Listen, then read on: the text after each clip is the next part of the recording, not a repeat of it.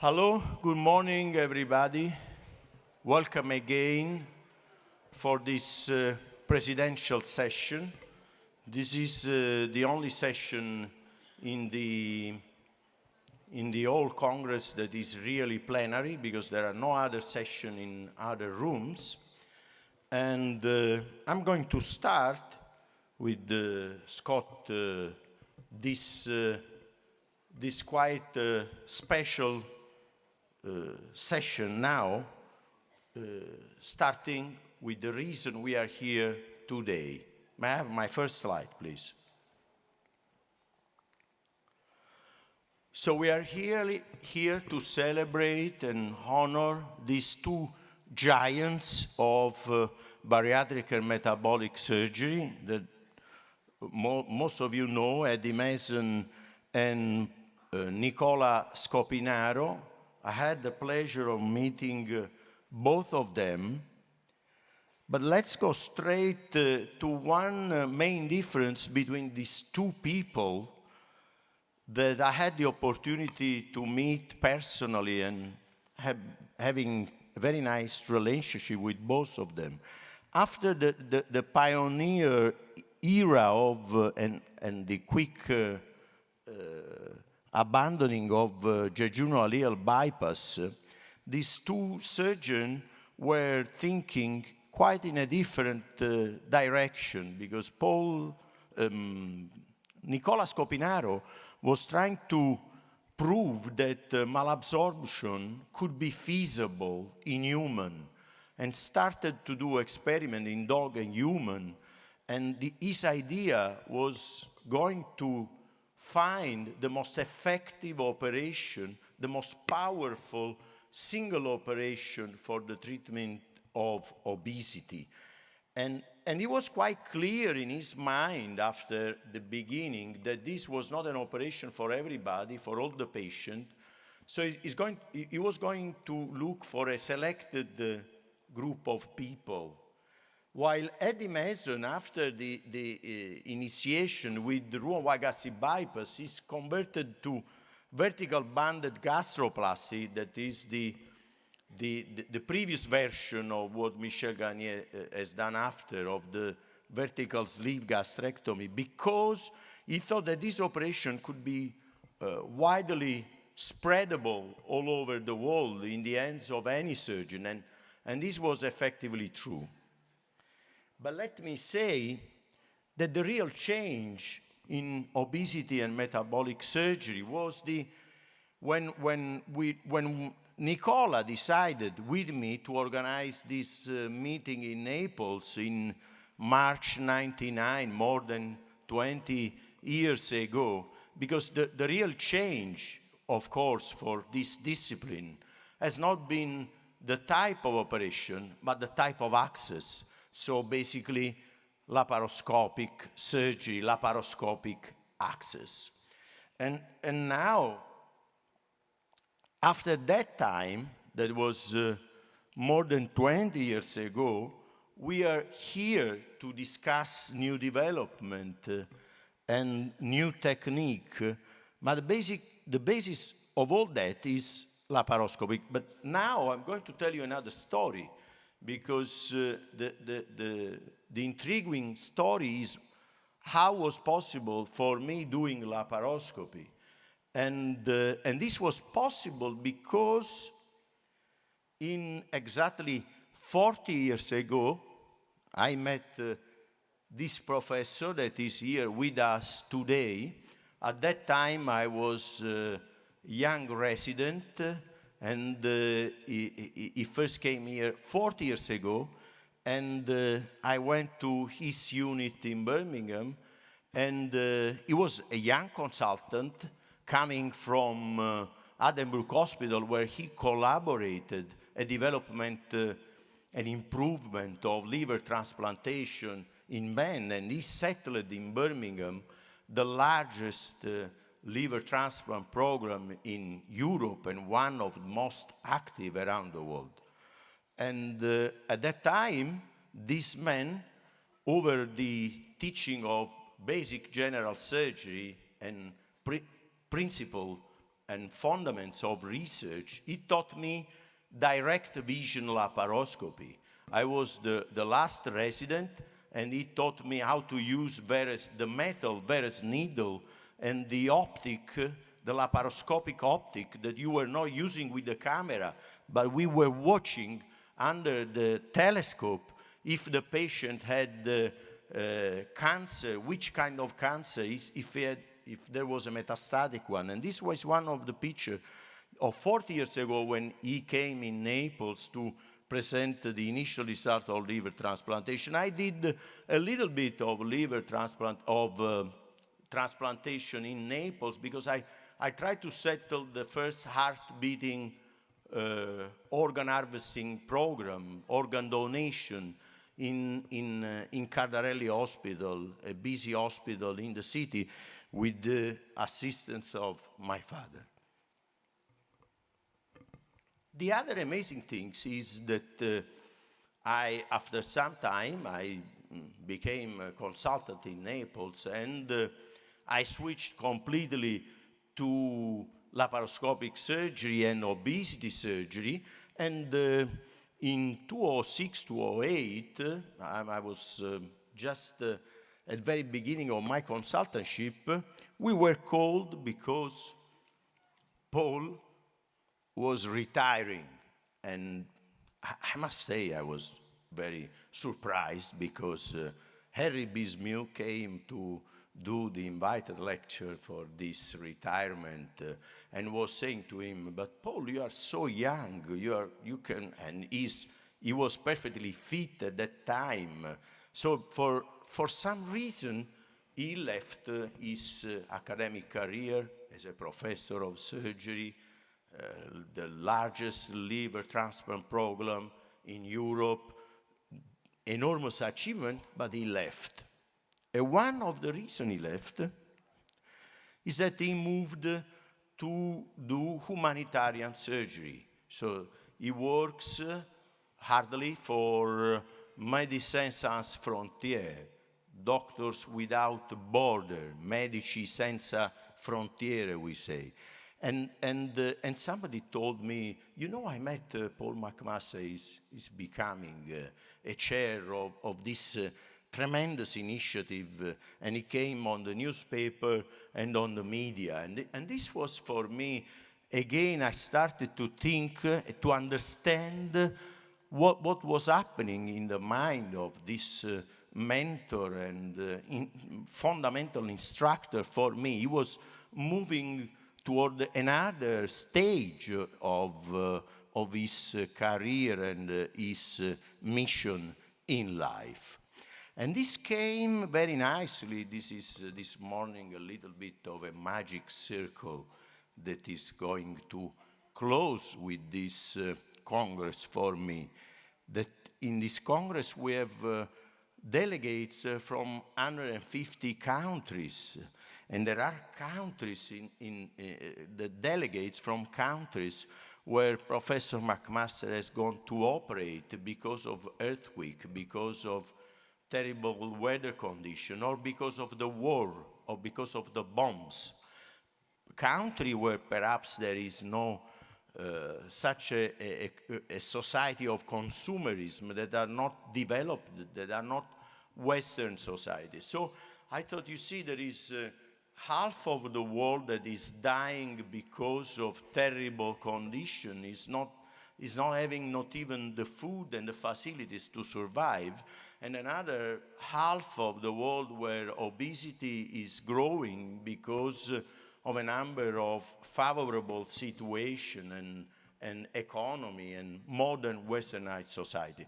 So I thought that this was, I called him for this lecture because, as usual in my life, he has opened another window of potential mission that we as a surgeon, as a doctors, might have in our life. And this came also with the fantastic, altogether it came as a magic circumstance that we decided to have the IFSO Scopinaro Foundation that will have the mission to develop bariatric and metabolic surgery in countries where this is not happening. So with an immense pleasure, I'm pleased inviting the beginner of everything for my life, for my surgical career, Paul McMaster.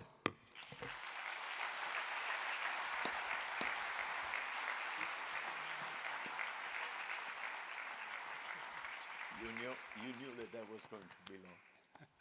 He told me at the beginning, you are going to be long. Mr. Chairman, Professor Angrisani, dear colleagues, I feel after an introduction like that I should just go. I hope you notice I haven't aged very much since the photographs that Luigi took. Luigi, you've stolen my pointer. That's a classic trick. I noticed that... You have it?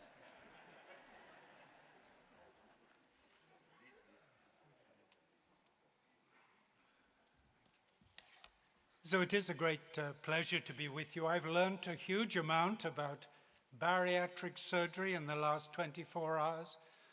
Very complicated stuff compared with the world that I worked in for many years of liver disease and transplantation, as Professor Angrisani said.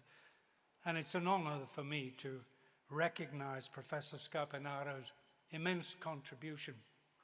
His energy and drive and teaching, I think, would be something that in the world of humanitarian medicine and surgery we need. Of course, all surgery is basically humanitarian. It's reaching out to people with problems, with diseases, with suffering. But the concept of humanitarian surgery is rather broader than that. And it suggests that you and I, as citizens, as doctors and nurses, have that wider responsibility. And although this view has been present for thousands of years, a huge stimulus to the development of the humanitarian concept took place just over 150 years ago. The major battle of Solferino near Lake Garda was witnessed by a young Swiss businessman returning from a trip.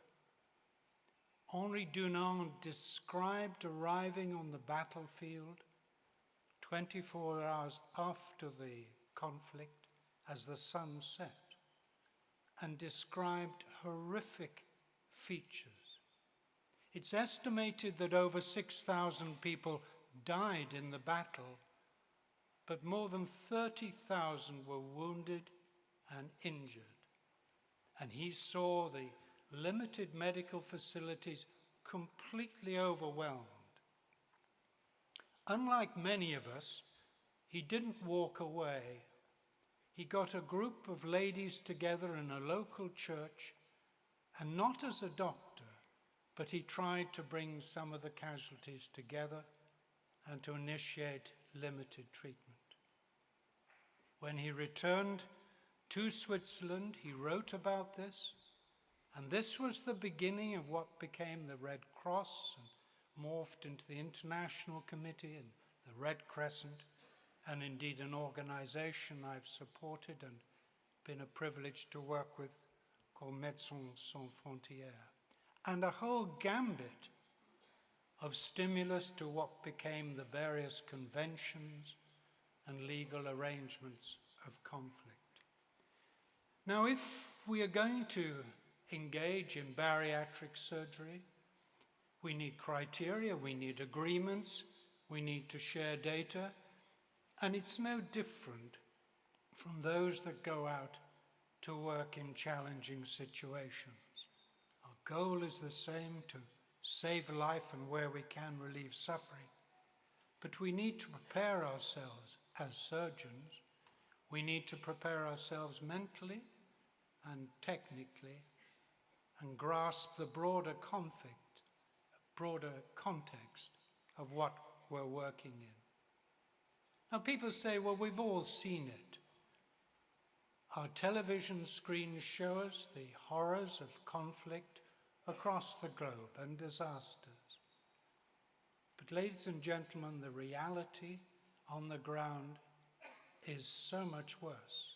We become almost numb because we see it with such frequency. The basis of treating casualties in conflict is broadly unchanged. There's the initial attempt to collect casualties and provide emergency treatment, often involving surgery, and then, once stabilized, ideally to transfer to base institutions where more complex undertaking can happen. One of the reasons I've supported and worked with Médecins Sans Frontières is the flexibility that I've encountered. The logisticians will say, Paul, what's the problem? And I say, well, I need lights in those trees in 3 hours in the earthquake in northern Pakistan. Or I need to move 20 people because of an influx of casualties. Oh, right, we'll commandeer some trains and organize that and start transfers. It is that ability to adapt that we look for in our nurses and our doctors. And of course, it's not all surgical heroics. Never underestimate the chaos that can reign around you in some conflict situations, where hundreds, perhaps thousands of civilians will be on the move, many with children, all of them in need of support and comfort. And one of the very sad features I have to report to you is that many of the points that they may reach, perhaps a border, there will be groups and organizations and people there who do not have their best interests at heart. And if you think that slavery has died out, many, many of these people are exposed to the risk, particularly young women, of entrapment and manipulation and hurt. Now, wars today have changed. The First World War had trenches, massive battles, but conflicts between countries are relatively rare, and in many ways the Ukraine is unusual. We talk of refugees, of people who cross a border, but the majority of problems we work with are people internally displaced. You only have to see diabetics dying because they have not got any insulin, having moved away from where they primarily lived, and where secondary medical facilities may be limited or overwhelmed, to realize the impact on civilians caught up. So we need to prepare our people to look at a bigger picture. Many of you will work in settings where accidents are admitted or even conflict. But in settings in urban conflict, you may encounter 100, 200, 300 casualties within perhaps a 2-hour period. The chaos and confusion, people shouting in languages that you don't understand, often men with weapons, leads to a situation where often the most critically sick are rushed into the limited facilities available, the limited blood bank, when in fact the chance of them surviving, perhaps with a dysfunctional intensive care, if there is one, is low. So triage, selecting those who benefit most for the resources available, is something that many, if I can call them Western doctors, struggle with. And it's vitally important to grasp that we are there to care and support the greatest number of people with the greatest benefit. And sadly, sometimes that means the individual must take second chance. If you're going to be near enough to casualties to respond, you have to be close. And that, in modern terms, with particularly drones and so forth, means that clinics and centers can become victims themselves. In MSF, sadly, we accept significant risk for our teams.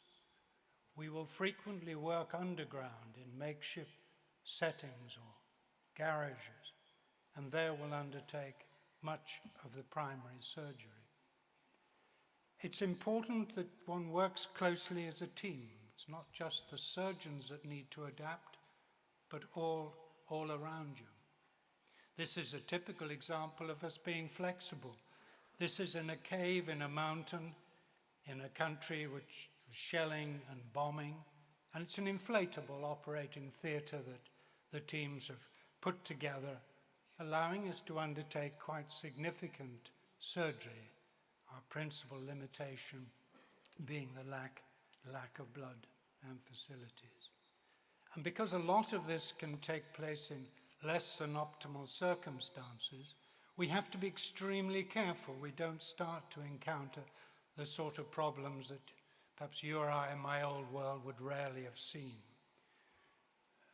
Patients who have been casualties, who've been injured, who've been lying out in the roads or in the bush, will frequently come in hypothermic, and taken into basement areas or caves, temperatures will drop. And that pernicious cycle your anesthetic colleagues will talk about of acidosis and coagulopathy will develop.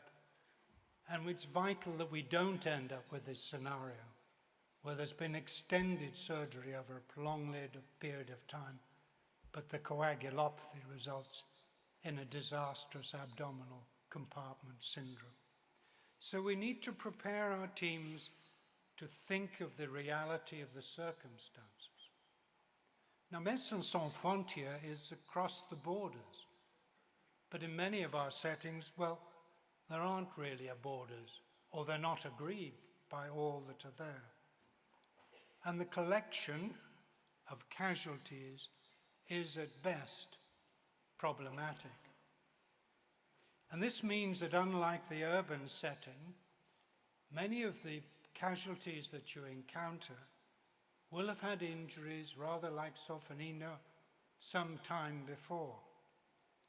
In some of our settings, the majority of people have wounds well over 24 hours.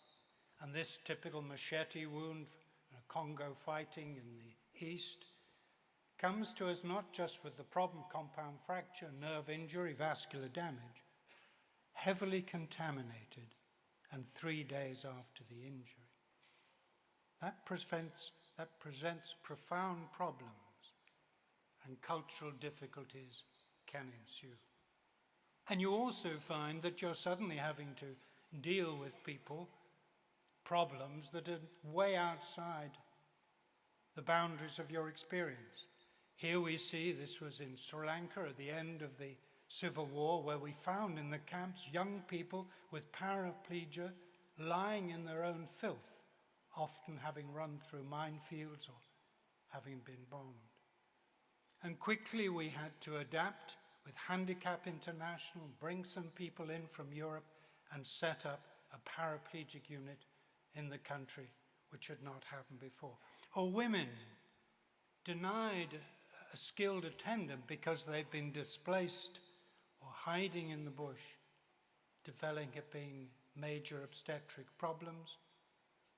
A vesico-vaginal fistula is still a common problem in parts of Africa, and we set up and run appropriate camps to repair and deal with this.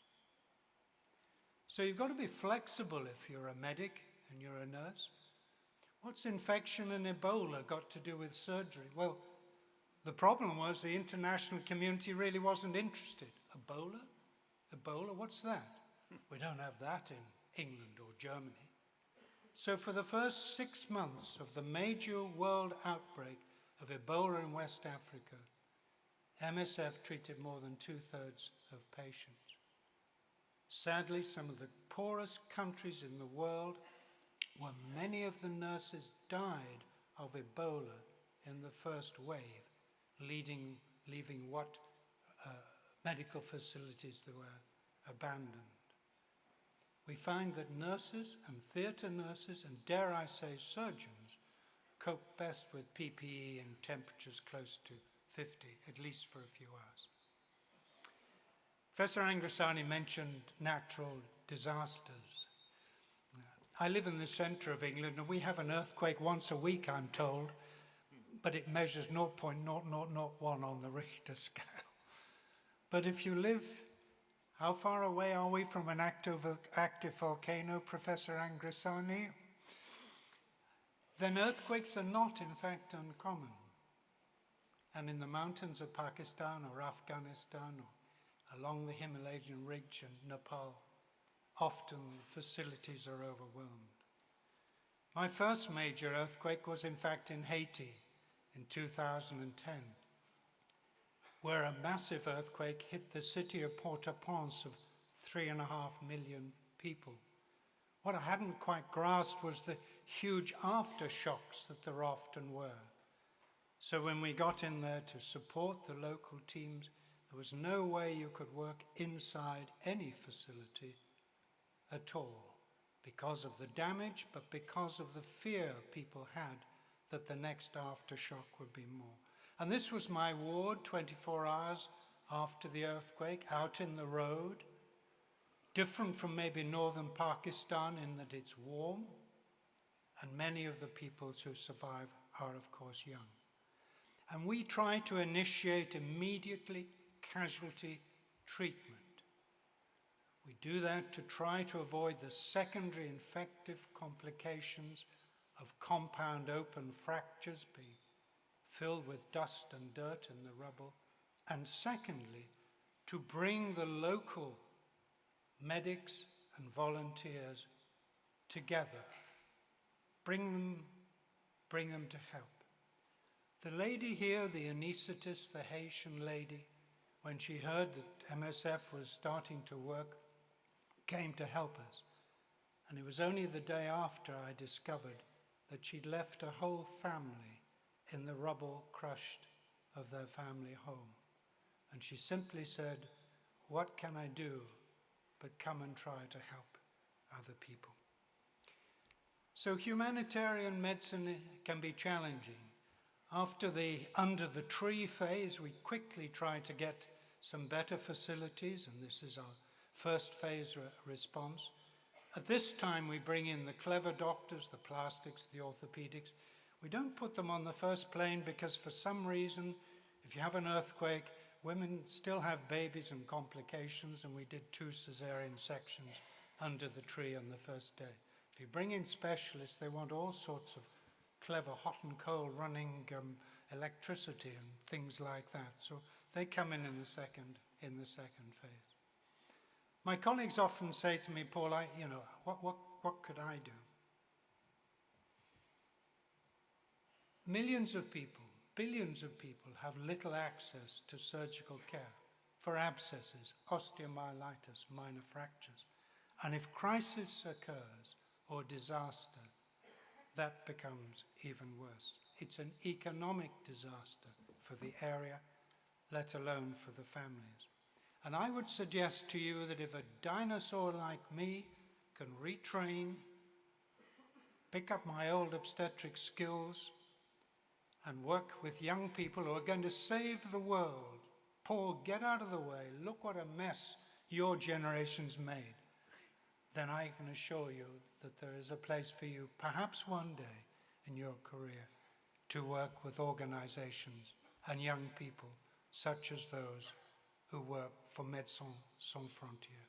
Thank you very much for listening to me this morning. Thank you very much. Paul.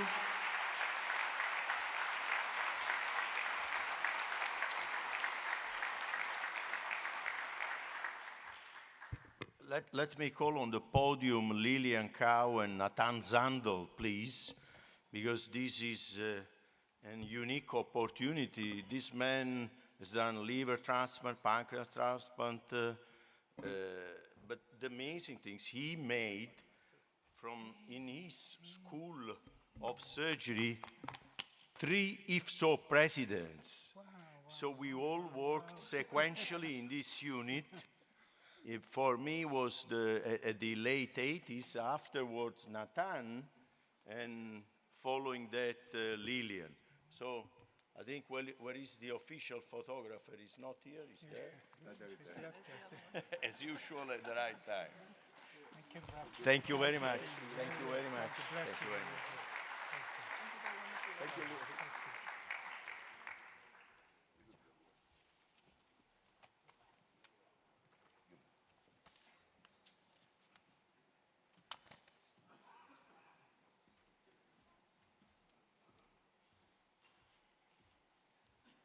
Good morning, everyone. IFSO is very grateful for all the hard volunteer work everybody does to make this a better organization. Microphone. Oh, it's always, and wants to give an award to those that have been identified in the past year who have been really workhorses for our society. And the first one I'd like to call up is Professor Natan Zundel, who was the president of the World Congress held last year in Miami.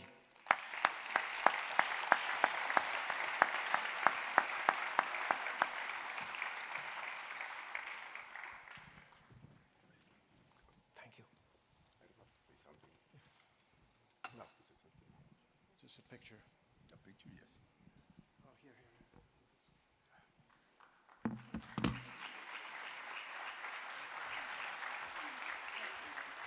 So Nathan made a fantastic achievement joining two continents, North America and South America, in a single Congress. He was a master of diplomacy. I'd like to now invite up Professor Ralph Peterle, who is the president of the EC European meeting that was held in Switzerland not all that long ago, and it was a great meeting. Yeah.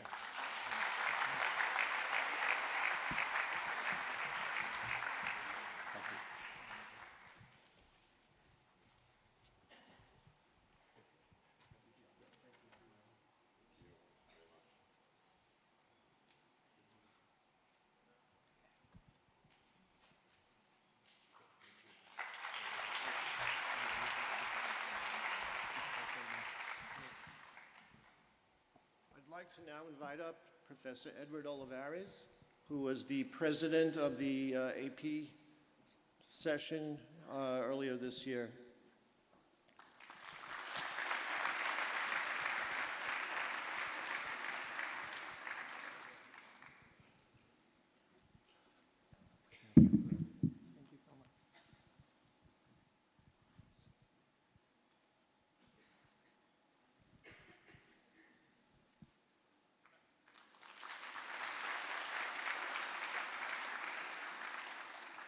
A few years ago when we had our meeting in London, Kelvin Hegel was president, and he gave out 3 President's Awards.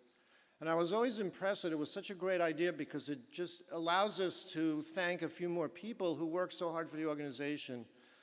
So I'm going to do the same thing, and I'd like to first call up Dr. Professor Wendy Brown for the good work that she's done on the registry and the scientific committee and everything else she's ever been asked to do.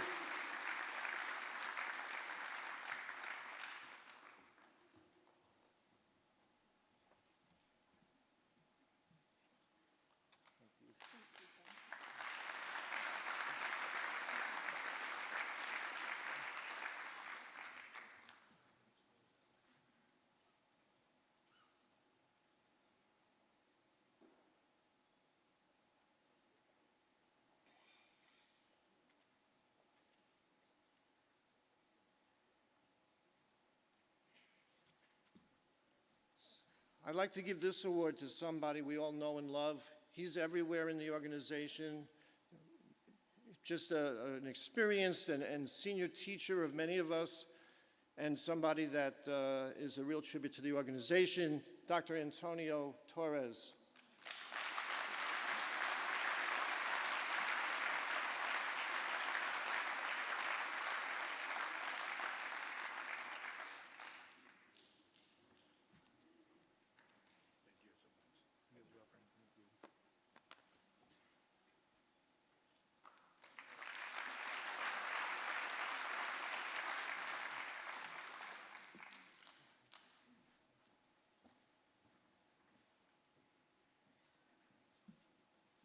The last President's Award I'm going to give to somebody that I gave my job to. And normally you would think that isn't really a happy time, but in this case it is, because I think he's so wonderful and hardworking.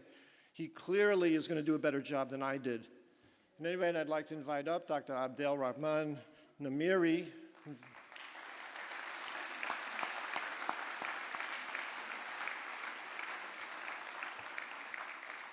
He just always seems to be at the right place doing the right thing, and I really found him a tremendous value as a co-worker with us on the Executive Council. Thank you.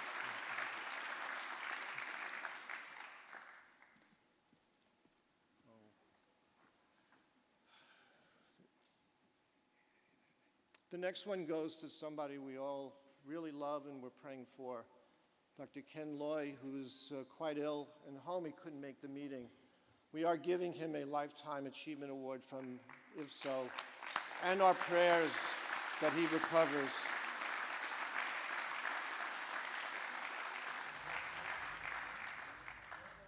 And you can see the beautiful Sydney Harbour Bridge behind us. And Ken would love to say a few words to all of these IFSO mates. I really, really understand that tonight I've been awarded the Lifetime Award, and it's really the first award that is really, really an honor from IFSO, given the fact that I'm still young from IFSO, and I love the fact that I think. I'm so young and dynamic, but I feel like IFSO is my family. All the guys is like giving me courage to survive, and they lending the helping and healing hands to me all the time.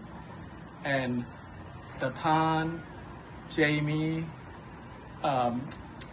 basically a lot of names that Lillian, Harry's, my good friends locally. And they are all, my energy to survive, and Habibi as well.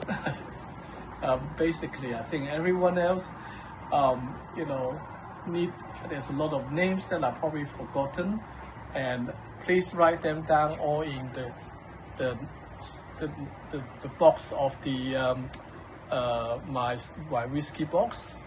And I hope to get back all the names that I have missed and forgotten, and also have enjoyed the nice whiskey that I bring. And I hope you guys enjoyed it. I seriously hope I can one day see you guys again. If not, IFSO is my family, and I will love you guys forever.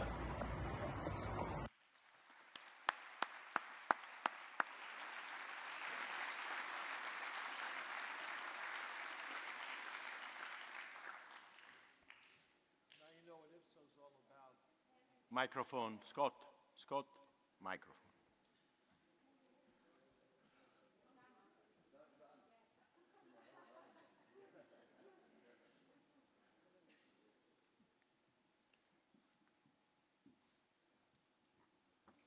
Harry, on behalf of IFSO and for our good friend Ken, please accept this award. Thank you very much. Ken is such a stalwart, and he's fighting the disease, and we hope that he will survive. But he really, really thinks of IFSO as being his total family, and we appreciate the award on behalf of Ken. Thank you. Thank you, Aaron.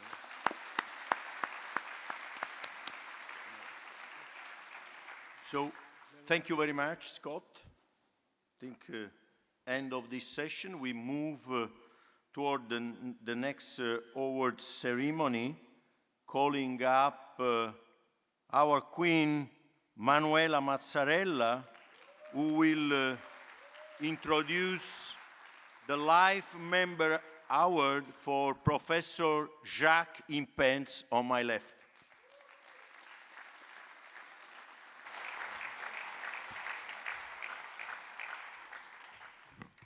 Hello, everyone. Good morning. I don't need to tell you how much I am emotional in this moment, especially after Ken's award. We all miss you a lot, Ken. I know that you're watching us, so please, I hope you can feel the hug that we are all giving to you now in this moment. And we really have to see you soon, okay? Okay. So now, let's move to this other important task that I have been given. Professor Himpens did this very important thing. It's an honor and a privilege to introduce you this IFSO Life Membership 2023. So there are many things that you already know about him.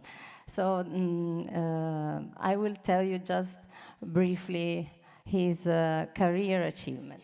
So he is recognized as a pioneer of metabolic and bariatric surgery, and in particular, minimally invasive surgery. He had a key role in the evolution of our discipline, which eventually resulted in the presidency of our federation in 2017-2018. He performed the world's first robotic surgery in 1997 in Belgium, and the first laparoscopic and Belgian nephrectomy. He taught and mentored and trained dozens of fellows from around the world. He has changed the lives of several generations of new surgeons worldwide and has contributed to the shift from laparoscopy to robotics. He became fellow of the American College of Surgeons and received the ASMBS Outstanding Lifetime Achievement Award in 2021. He got his PhD in Maastricht, and you can see him in this picture with some of his best IFSO friends. Apart from this academic side, he is also very digital. In fact, over the COVID era, he tirelessly attended all of our online events, putting the speakers in troubles with his spot-on questions. And then, after the sessions, he enjoys the companies of his colleagues and good friends from all over the world. I couldn't put all the pictures, of course, here, but I put just a couple. He is also so famous that there is a British movie star who tries to look like him. Can you tell who is the real one?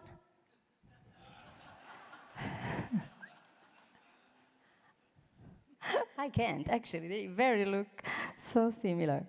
And even Her Majesty the Queen wanted a picture with him at IFSO 2017 in London.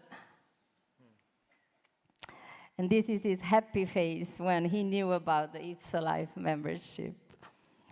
On a more personal note, his favorite things in life are, and they are not in order of importance, good wine, flowers, his beautiful house in Belgium, his children and grandchildren that make him very happy and proud, his very nice family, and of course, his beloved Rose.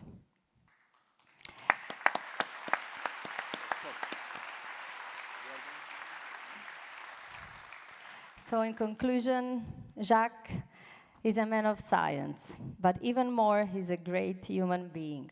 And he will always have a place in the history of metabolic and bariatric surgery. And that's why IFSO is so proud to award him with the IFSO Life Membership 2023.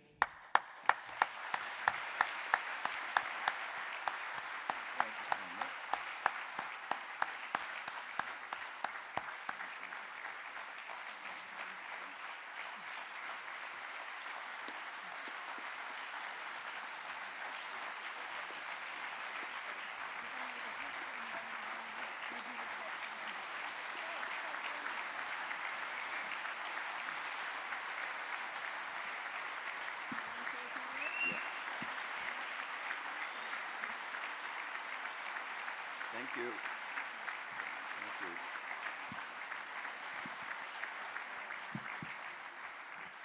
Thank you. Just two words. I'm extremely happy, extremely flattered and honored by this award.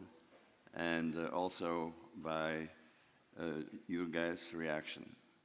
I think I made many friends with IFSO, and especially after what Dr. Lloyd just said, these words are still in my ears. Remember that we are one big family, and I think that's something we really have to remember at all times. Thank you again for everything. Thank you, Mariana.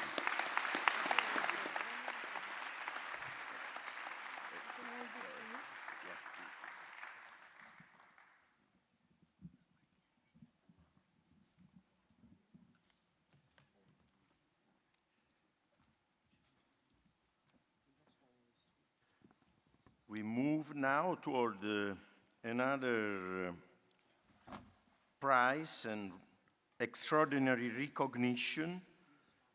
This is the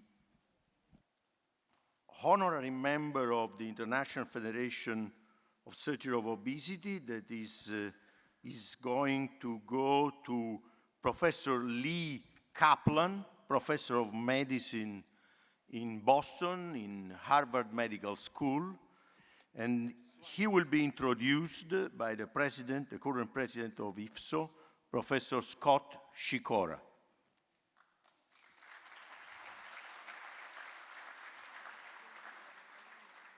I'm very honored that I'm the one who gets to award Lee the award as an honorary member of our society. Lee, I've known for many years as we both work at different ends of the same health organization, which is the Mass General and Brigham and Women's Hospital.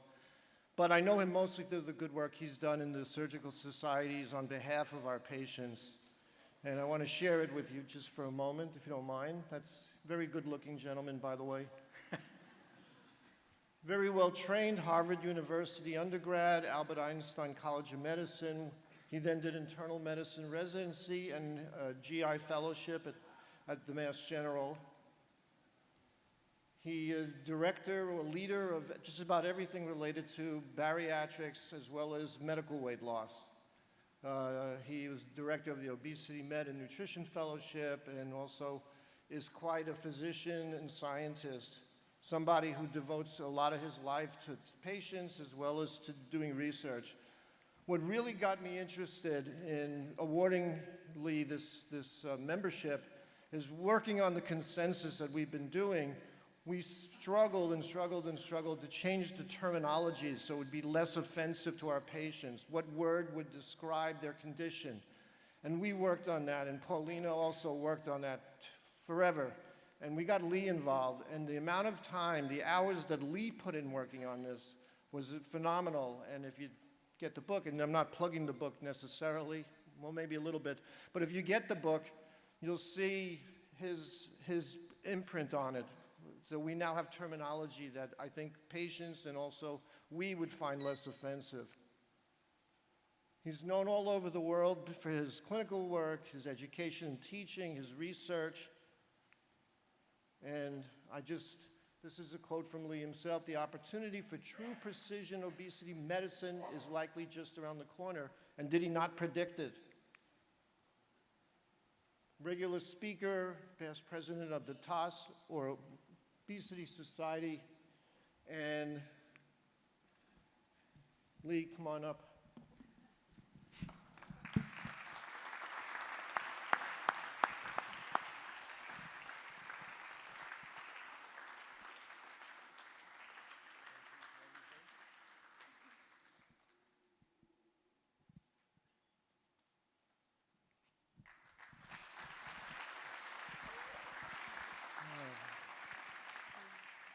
Me? Okay.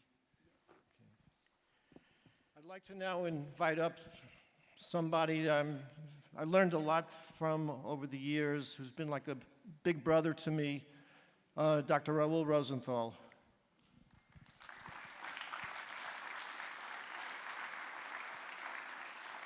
So now Raul Rosenthal is going to introduce the current president, Professor Scott Shikora. Please, Raul. Thank you, Luigi. Good morning, everyone. What an honor and what a responsibility to introduce to you today Dr. Scott Alan Sikora, in a few minutes to be the past 24th president of IFSO. I had the privilege to introduce Scott in Miami as the incoming president, and today I have again the privilege for all of us to thank him for a phenomenal year as the president of the society. So you can read Dr. Sikora's CV on our journal, Obesity Surgery, and very quickly I'm going to go through his phenomenal lifetime achievements. Scott grew up in Brooklyn and then went to do his high school at Sachem in Long Island. He then did his high school at Muhlenberg College in Allentown, Pennsylvania, where he got caught with basketball, was a phenomenal basketball player. I think until recently he kept playing basketball. His medical school he did at Columbia, where he graduated summa cum laude, and then went to do his general surgery residency training program at Bethesda Diaconess in Boston. He then found his sweetheart, who is sitting here in our first row, Susie Sikora. He got married to Susie. And served for 4 years as a major in the U.S. Air Force at the trauma hospital in San Antonio, the Wilford Hall Medical Center, where he delivered really outstanding care and gained a lot of experience. Then to move to Boston, his beloved city, where he became chief of MIS at Tufts, New England, and then moved to the Brighams, where he became the chief of metabolic surgery. So Scott is also well known for his obesity surgery summit, that it's been around for over 20 years. And here you can see him with his also beloved friends, colleagues, and partners, Julie Kim, Dr. Davidson, and Ken McDonald. Scott has one of the few honors, I would say, that he can share with Henry Buchwald. They have the three crowns. They were presidents of ASMBS or their home country society. They both became president of IFSO, and both of them are also, or were the chiefs of our journal. And I don't know if Henry is still here. Henry, are you here? Can we give this guy a big round of applause? There he is. There. And Carl, and all three of us are here to congratulate you on such a wonderful accomplishment. One of the society founders. We're so incredibly proud of you. Can you stop the video and go back? One of the society founders. Can you go back one video, please? Hi, Dad. Back. Go back and wait here, please. Wait. One of the society. Can you stop the video? One of the society founders with Scott. So you guys have done something unique. Can you go one slide back, please? So if there is anything that Scott really loved the most, worked the hardest the most, is his beloved and beautiful family. And if there is anything that was left behind from the pandemic that we can say it's a good thing, is that we can communicate nowadays overseas with Zoom and so many other platforms. Now, I didn't want to wake up the whole family, Scotty, at, I would say, 6 o'clock in the morning. But together with Susie, we have a small surprise that was given away. But now, yes, why don't we go to the next slide and listen to Dr. Sikora's family. You can put on the audio and start the video. Scotty, to finish, I know how important your professional life has been as a great surgeon, academician, and how much you love your patients and your journal. But I also know that there is anything you love the most in this life, it's been your family. And the distance has made it difficult for everyone to travel here today. But Susie and I have a little surprise for you. So my introduction finishes now with your family saying some words to you. And for the audience today, you're going to see Susie Shikora that everyone knows. She's the boss in the family. You're going to see Yoni Shikora. Yoni is a PhD chemist married to Erga, who is a PhD psychologist. You're going to see Sammy, who is a third-year medical student at the University of St. Louis, and his beautiful girlfriend, Anna, who is also a first-year medical student at the University of Loyola. And Katie is going to come also on the call. Katie is the PA in the CQ. And as you can imagine, for a CQ PA, she's very busy. So she might jump in the middle of this greeting. So without any further delay, guys, you want to hear the Shikora family say some words to you, Scotty. Susie, the floor is yours. Thank you, Raul. Well, Scott, I've been proud of you since I met you when we were 18 years old. And we were college sweethearts.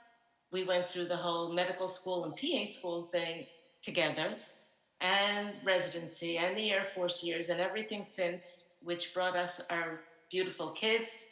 And those kids have brought us their beautiful significant others. And Scott, I'm very proud of everything that you've done for our family and, of course, what you've done for bariatric surgery.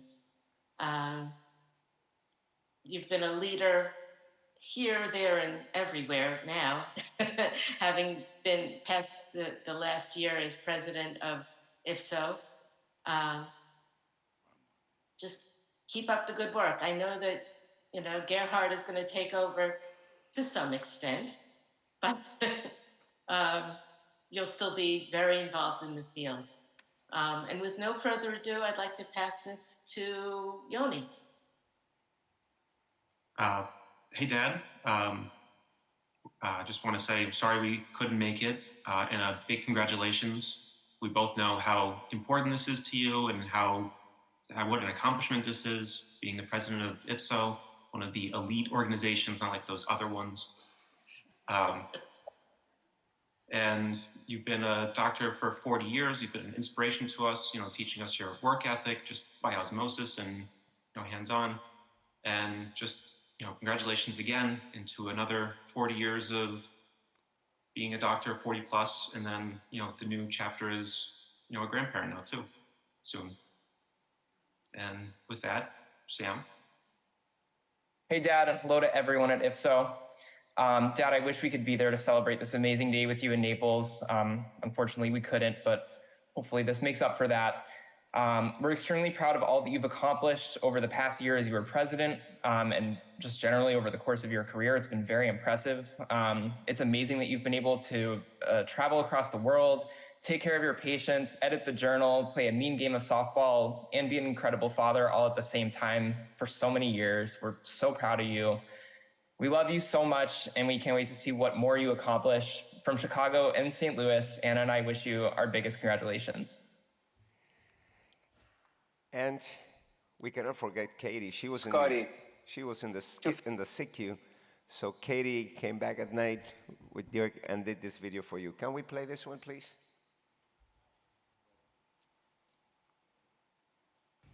Hi, Dad, it's Katie. And Nick. And Carl. And all three of us are here to congratulate you on such a wonderful accomplishment.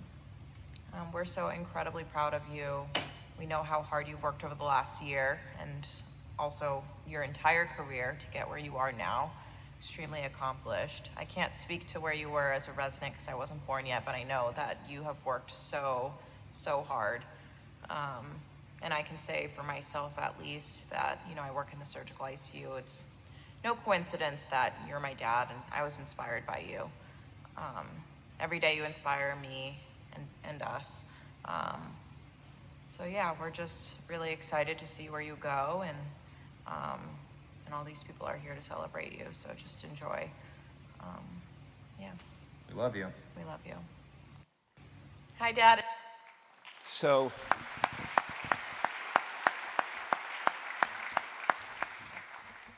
Scotty, you and I were introduced, I'm done.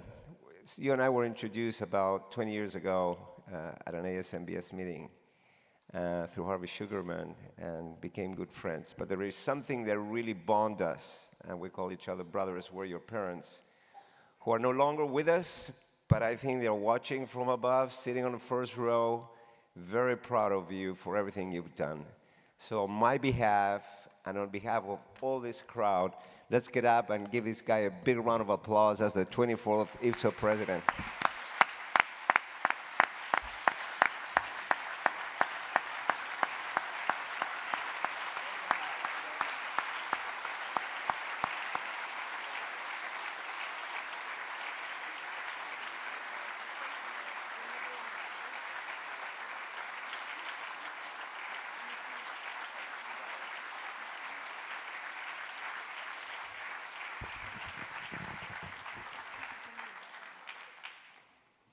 So we now move to the presidential address. Scott, please. Probably by the podium is...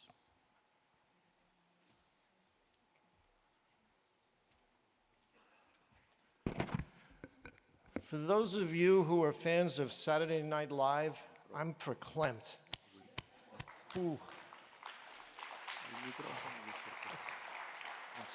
I can't thank you enough for the love you showed me, the inspiration to be better, to work harder, to my family, and to everybody else that I've come in contact with through my IFSO family, and I'll try to hold it together.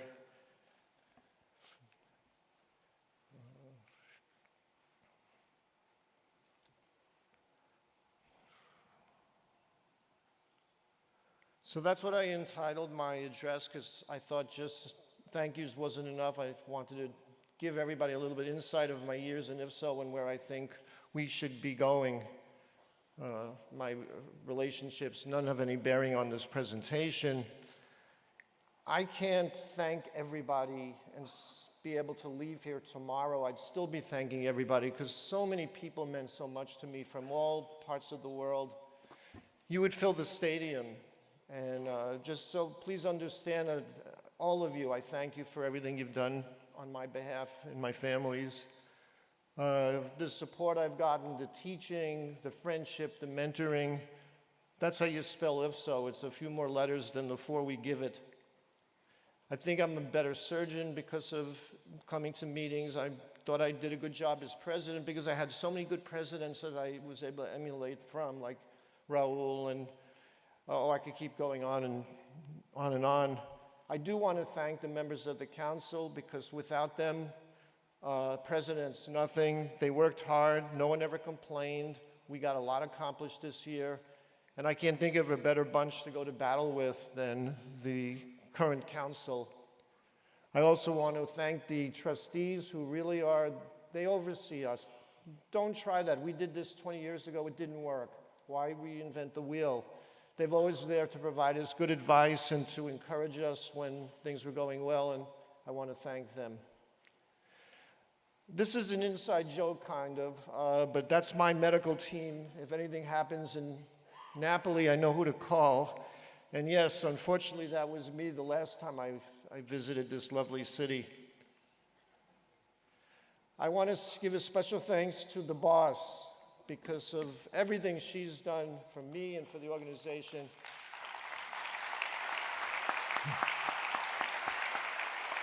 Thank you. And Manuela, I would get up every morning afraid, how am I going to disappoint her today? Because she's so precise, and if you look at the schedule of even this, everything is timed and just perfect, and it always ends that way, and I can't thank you enough for that.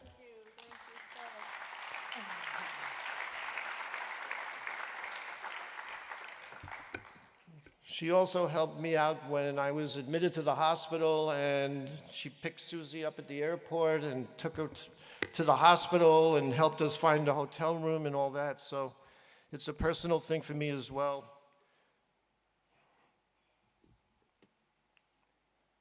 And the underboss, Stefania, who also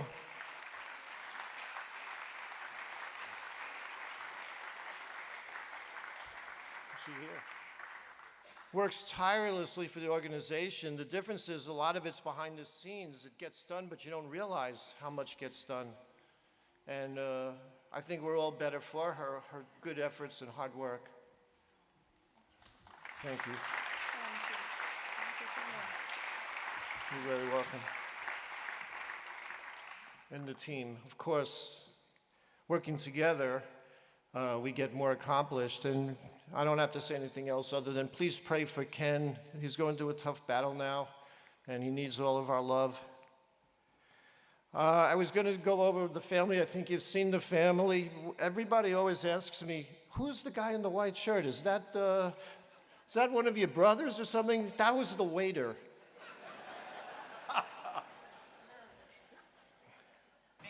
And just very proud of my kids. They've all gotten through with nobody being arrested or jailed. My son, in addition to being a chemist, is a pitcher. And they're going to give us our first grandchild this October. Katie lights up a room wherever she goes with her smile. She lives 2 lives. She's so full of energy. And that was her wedding when we walked her down the aisle with Nick. And my son Sam, or as they call Mini-Me, because we look alike. Sam has been to more IFSO meetings than most people in IFSO. And he could give my talk. I could just give it to him and he'd do it. He also learned how to cut bulgogi, which is Korean barbecue. And that's him with his Anna. Both of them are in medical school right now. And what can I say, and how do I say it without crying? Susie, you're my rock. I could not do what I do without you. You take care of the kids, you take care of the house, you do the buying, the selling, you know more about construction than I'll ever know. And all that allowed me to trample all over the place and do what I do. And I couldn't without you, and I know other situations where the person can travel because the spouse won't let them. I loved you from the beginning, I love you today, and I will love you tomorrow.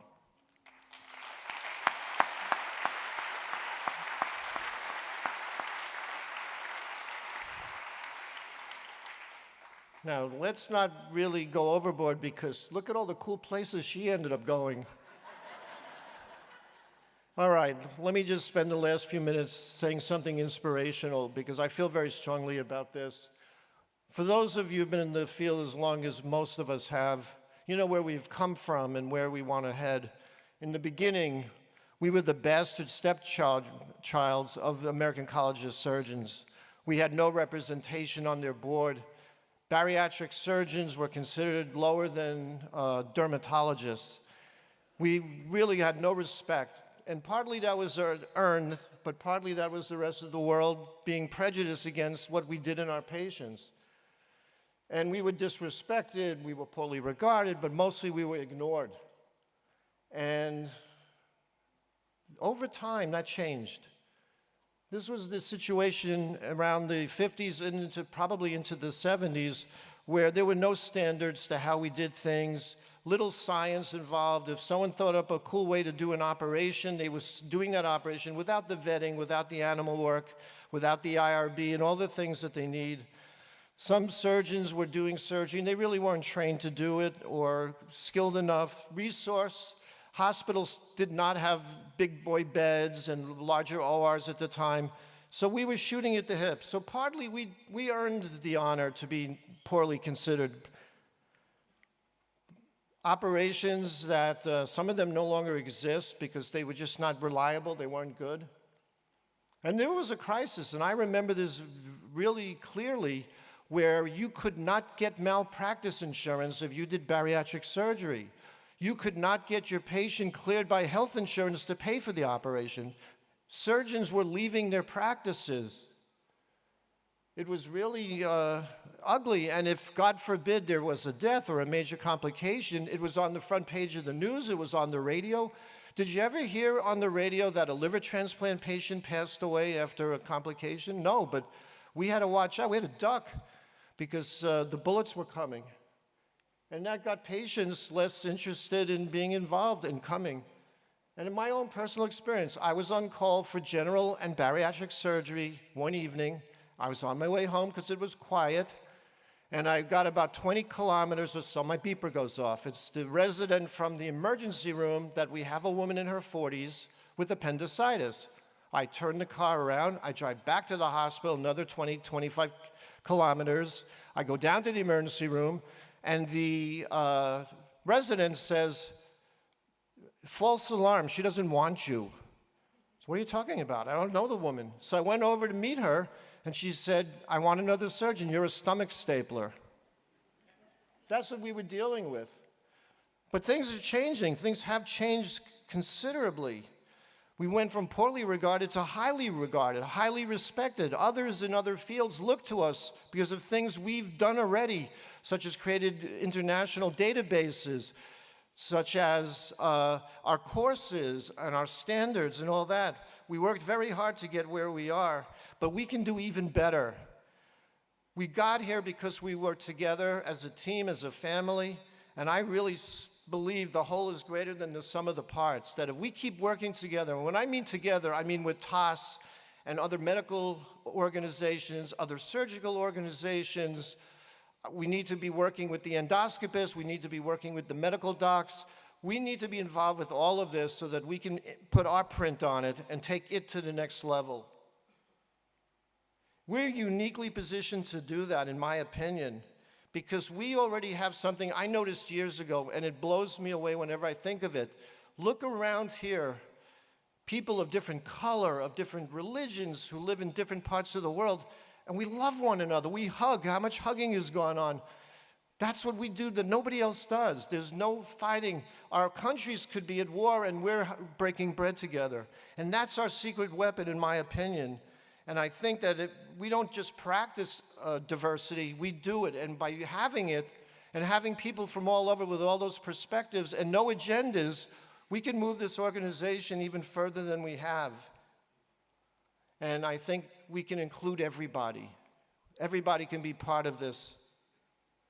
And the events that already happened have changed the world. And I'll just give you, I gave you the one example of the very beginning when we were not regulated. And then when we got involved with creating the Surgical Review Corporation, these were precedents that had never been done before that I'm aware of, a bold database that covered the whole world if they were able to participate, national criteria for how to do operations, standards, how to do operations. And even though there have been other organizations later on, like the American College and MBQSA Quip, we have to give the Surgical Review Corporation credit for starting it, and that was done by surgeons who came from the ASMBS and got this off the ground that improved our morbidity and mortality to the point that we weren't being ridiculed anymore, we weren't on television anymore.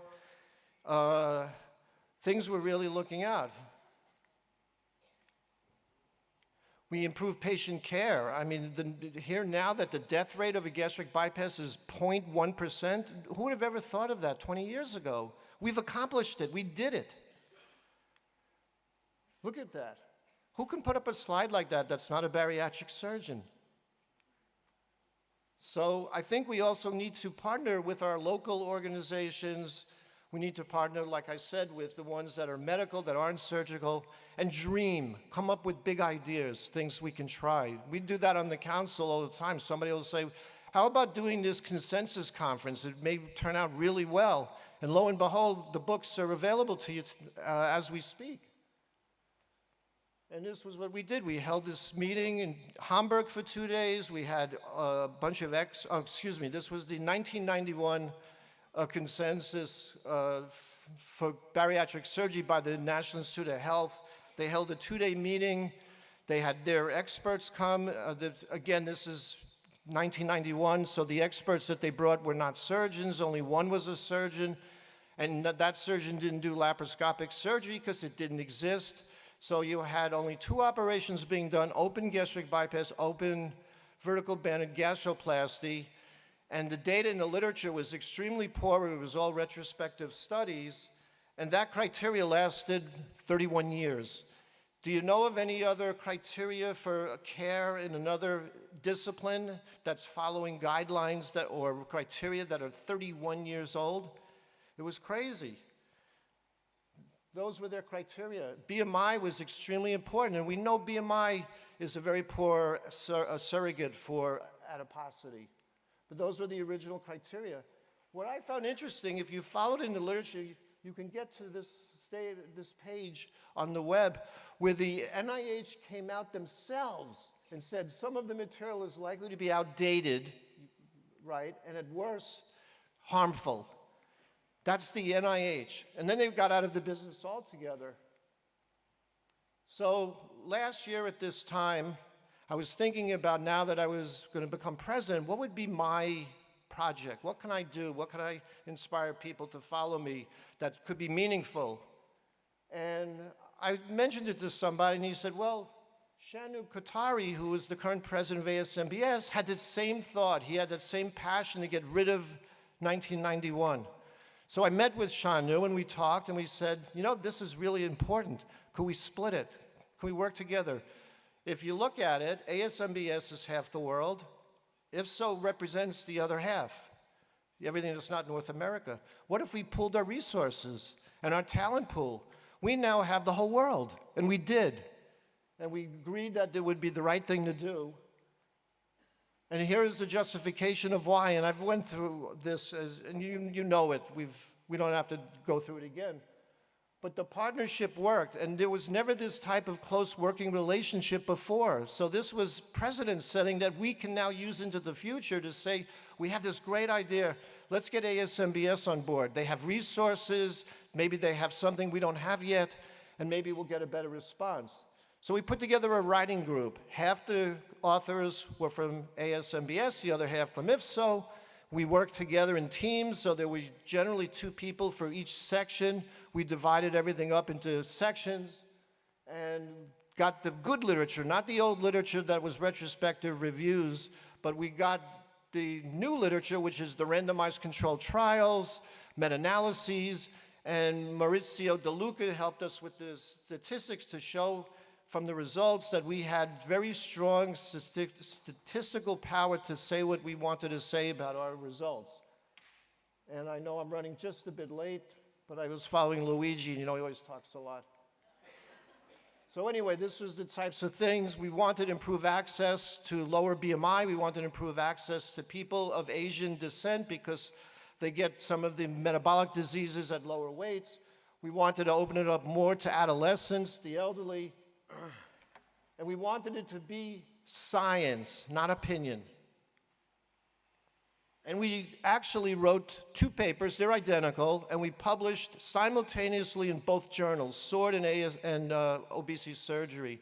And to our surprise, we got a lot of good press. We were getting phone calls to do interviews, radio spots. The world listened, and they heard us loud and clear. So those are the criteria we looked at, and we looked at, could we prove statistically that surgery was superior to medical? And we did every column except 2. Joint arthroplasty and the BMI without comorbid conditions. And it wasn't that we had bad data, we just didn't have enough data. So we asked Maurizio to help us again. He took those 2 points, they did a Delphi on them looking for consensus, high consensus. And these are evidence-based, these are science-based, not opinion. So the accomplishment, it ended up improving patient care. We had evidence-based criteria.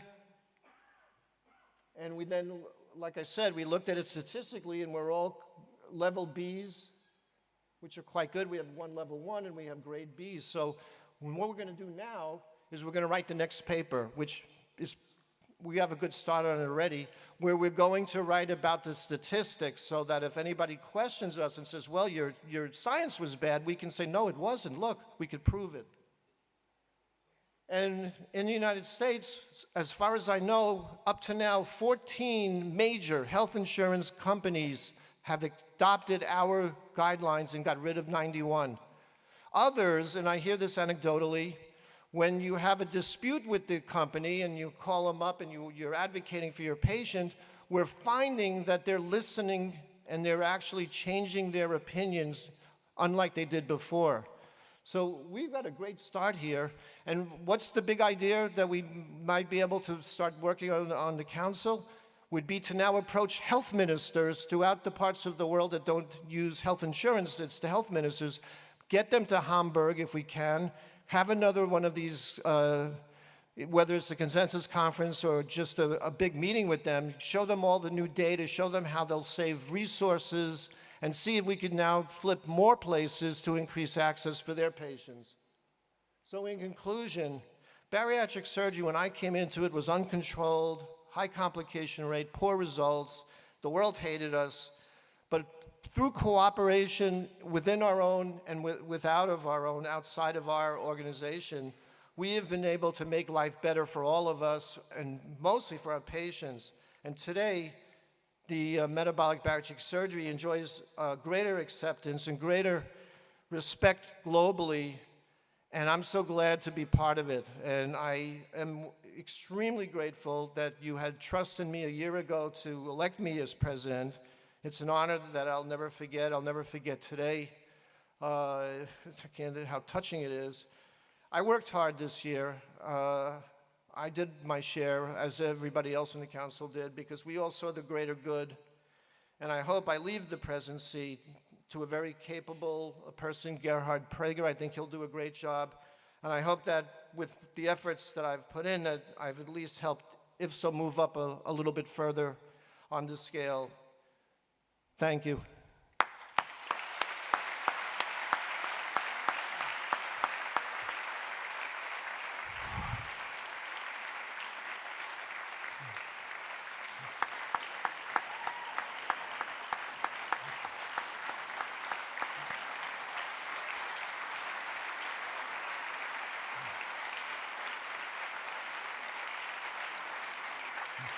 So we now have a very special ceremony that is, we use now to have the shifting of the gold medal from the current president to the other current president, because from today, Gerhard Prager will be the president of the International Federation for Surgery of Obesity.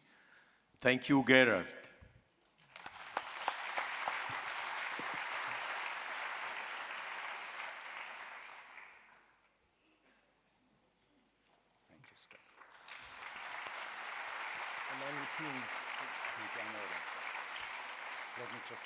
I think we're in good hands with Dr. Prager, having worked with him for several years. I think we're only going to continue to grow and improve, and I want to turn over the organization to him, President Prager.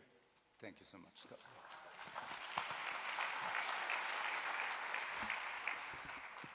Let me say a few words. I'm really humbled and honored to serve you, to serve this big IFSO family, and that's what you could feel in the last hour. I think the spirit of friendship and a big, big family all over the world. I'll try my best to work as hard as I can to serve this society and follow the big footsteps my predecessors left. And I can promise you we have a bunch of projects, Scott already mentioned one, to implement the new guidelines, build up an observership fellowship program worldwide, to bring up the registry. And again, we are in a time where different modalities of obesity treatment move. The success of surgery was minimizing the access from open to laparoscopic to robotic to endoscopic surgery, and there is a time of change, and one project we also will follow is to define or find a consensus on the role of anti-obesity medication in the context of metabolic bariatric surgery. But I won't say too much about the projects. I'm very happy to serve you. I have a fantastic team, and it's really what it is. The teamwork makes the dream work. Thank you very much.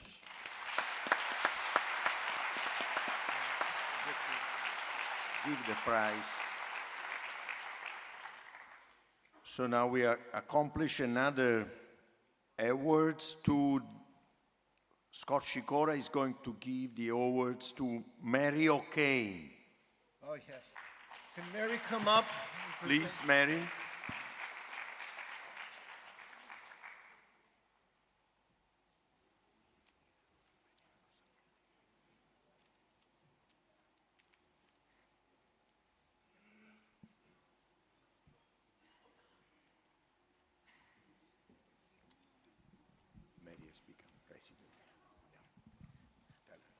Mary, you're going to speak to us about the president, the incoming president. Yeah. Just firstly, I want to thank you for all the opportunity to serve you all, especially the Integrated Health membership. As a dietitian, I was actively involved in my society, but had never attended IFSO. And I'm just really grateful to Richard Walburn and Cynthia Borg, surgeons, who actually involved me in the local organisation of 2017 IFSO. And that's my first meeting. Tracy Martinez invited me to be a chair-elect, and that gave me great opportunities, and we are here where we are today. Last year at Miami, we presented our proposal to General Council and to the Executive Board to become a section. Great support, and then in September, it was ratified at the Exec Board meeting. All year, we've been working on that transition. So we now have each president, president-elect, and we'll have president. We've actually got chapter representation, and this isn't to undo the hard work that chapters do, but to actually build up that communication and that partnership with chapters. So because I know that sometimes our communication to our members might not be as good as it could be in integrated health, and we want people to be more involved. We've also got 3 brand new committees as well. And in that transition, we wanted to retain experienced integrated health professionals and actually have new members to join us. So any vacancies that we had, we enabled, went out to open election. We had people to enable them to self-nominate. So it wasn't a question of who knew who. Everybody could actually put themselves forward and apply for those vacant positions. Very well received by the membership. We had a number of applications, and we actually had to do a selection process. And in future, as all positions become vacant, Integrated Health will be able to self-nominate and put themselves forward. So we've got a very open and transparent process. I'm really pleased to say that the next post that will be available will be the APC, because Andrea Schauder has been nominated as our president-elect.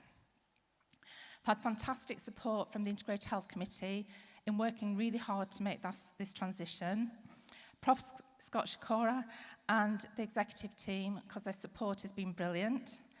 As always, amazing support from both Mamela and Stephanie, very much giving us their guidance and support and helping us to do that, and especially trying to make sure that we've got representation for all chapters and actually all professions. So our committee positions will be confirmed soon, but that's the reason for being a bit of delay in notifying some people. Finally, I want to introduce Sylvia Laetifaria. As a dietitian, I admired Sylvia's research for years. She's active in research, but she's also a frontline dietitian. I never thought I'd meet her, but I've had the opportunity to now. Obviously, she's now become a great friend, and I'm delighted to introduce Sylvia as the new president of Integrated Health. Welcome, Sylvia.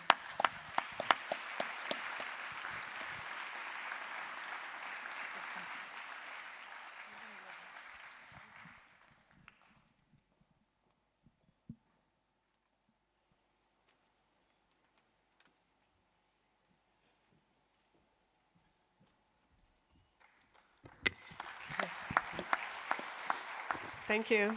Thank you, Mary, for your kind introduction. I'm truly honored to be the president of Integrated Health from IFSO.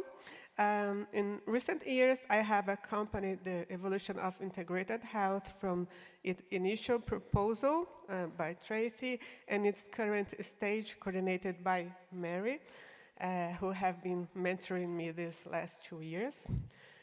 I really look forward to a continued advance of this sector of IFSO as a fruit of collaboration of all of the renowned members of our board. And I will do my best to serve you and to help surgeons and all the medical teams to have the best results with the surgery, with the support from the Integrated Health section. So thank you.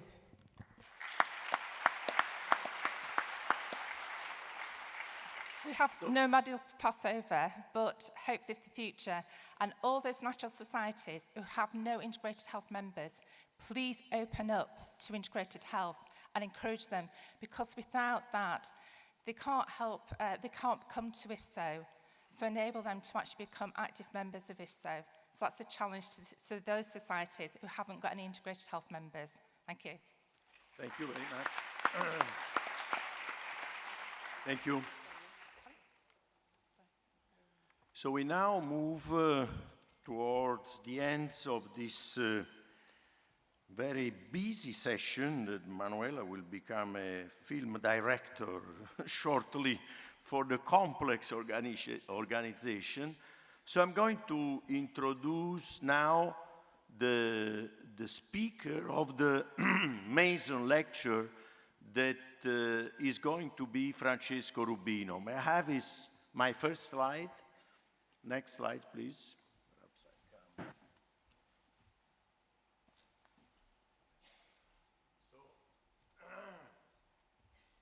Francesco is currently the full professor of King's College in London, and is well known to most of the bariatric community because I think he was one of the first to address scientifically the topic of metabolic surgery and to works on animal model and clinical model, and most of his life has been dedicated to this topic. I think you gave me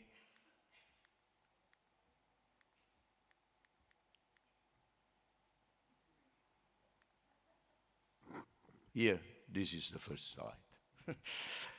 So he's an expert of course, bariatric surgery. And the other very peculiar things is he has been working everywhere. He graduated in Policlinico in Cattolica University, Policlinico Gemelli in Rome. He moved to Strasbourg, to IRCAD. He moved with Maresco. He worked in Cleveland Clinic. He worked with Michel Garnier, Mount Sinai, where I think we met first time more than 25 years ago. And obviously, diabetes, as I was saying, was his main field of action. But he's such a bright mind that when only reading his CV, I learned something new.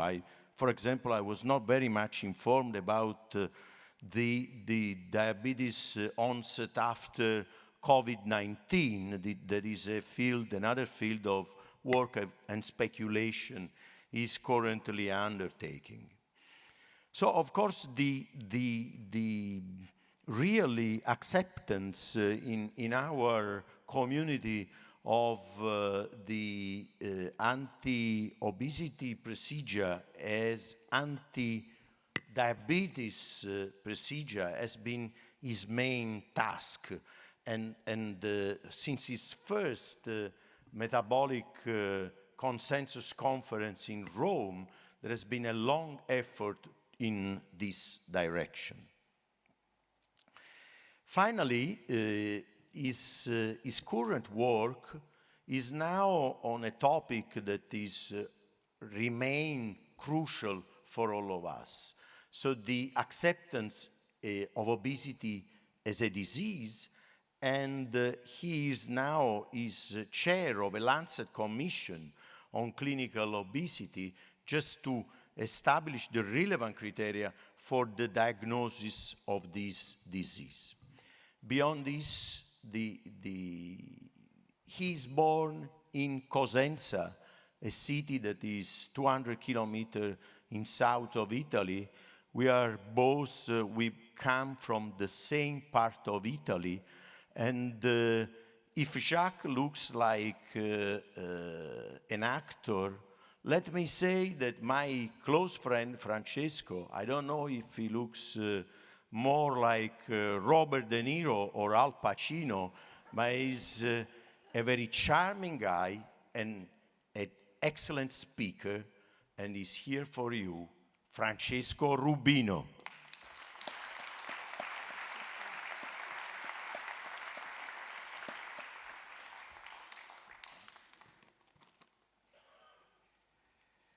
Wow, what an introduction.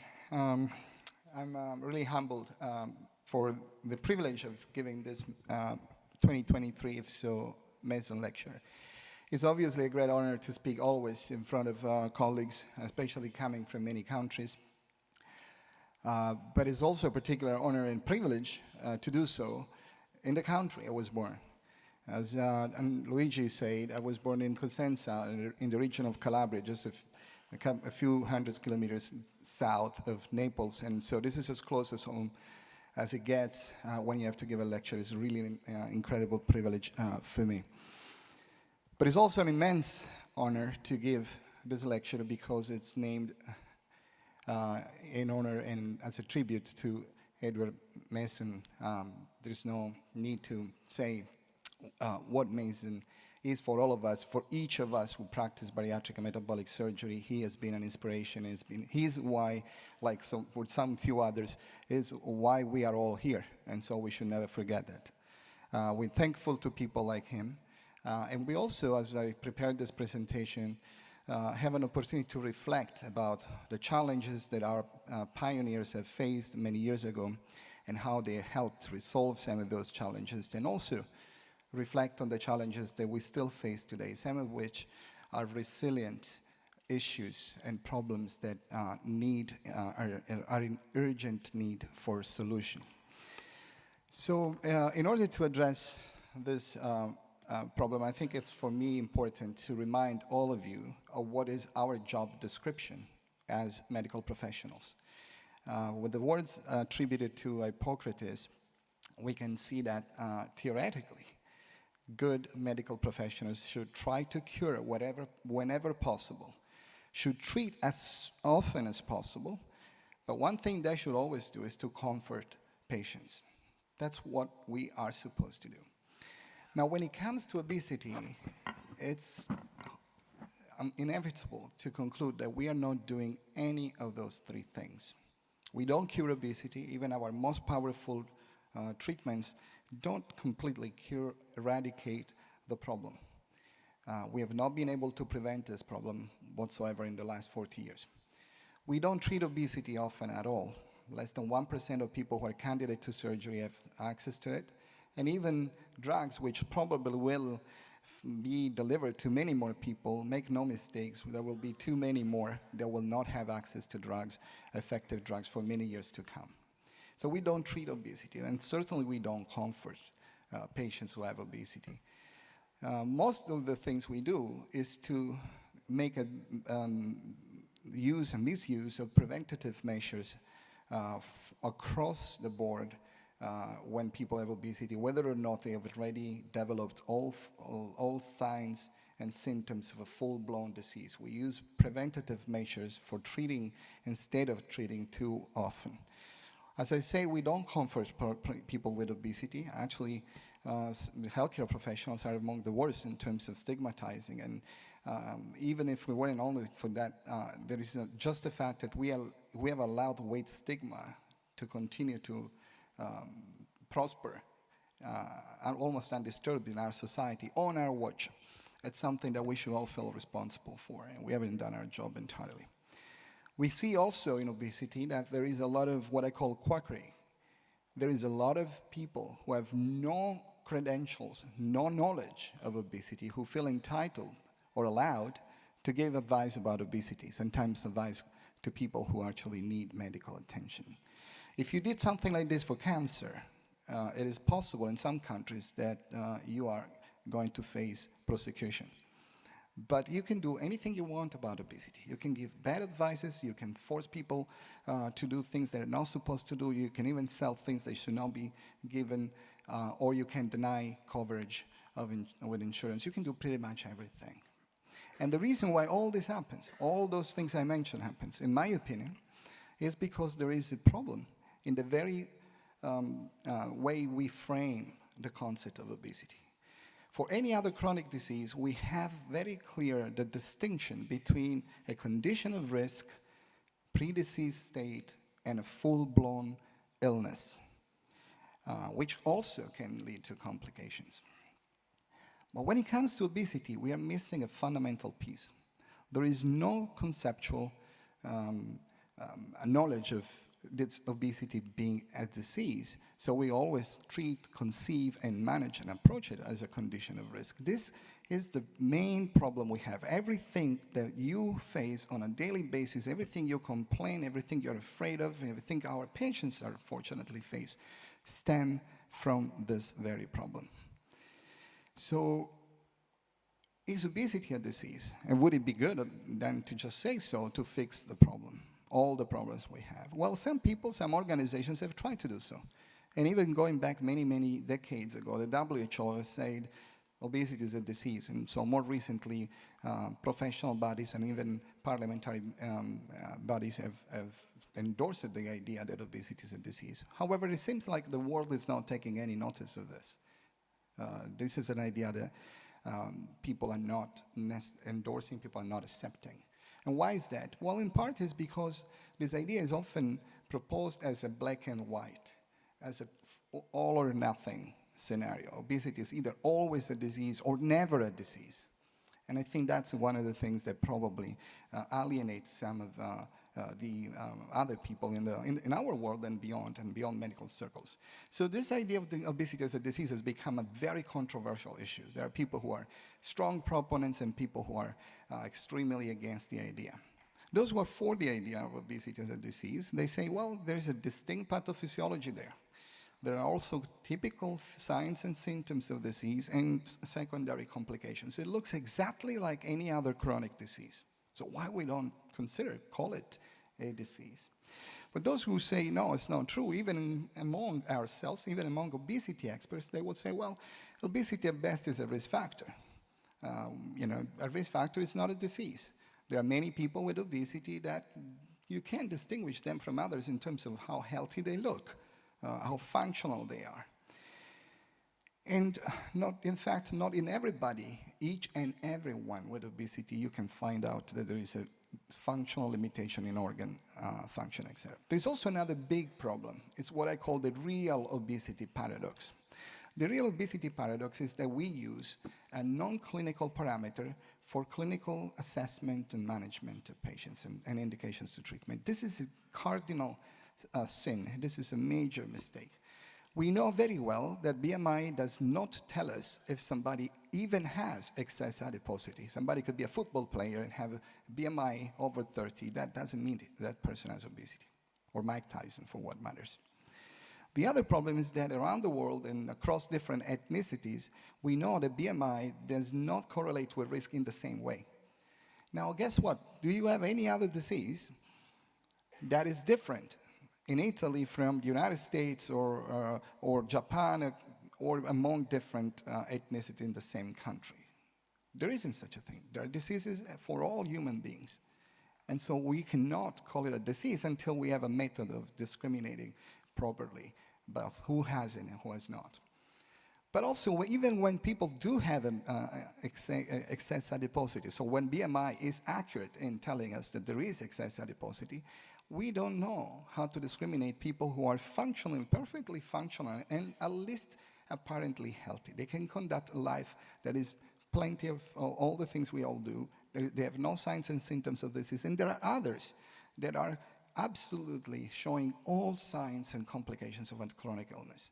The BMI will not be able to tell you who is who.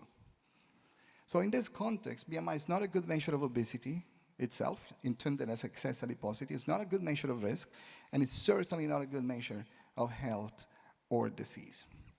So we cannot even conceive calling obesity a disease until we measure it by BMI. There's another problem that compounds everything.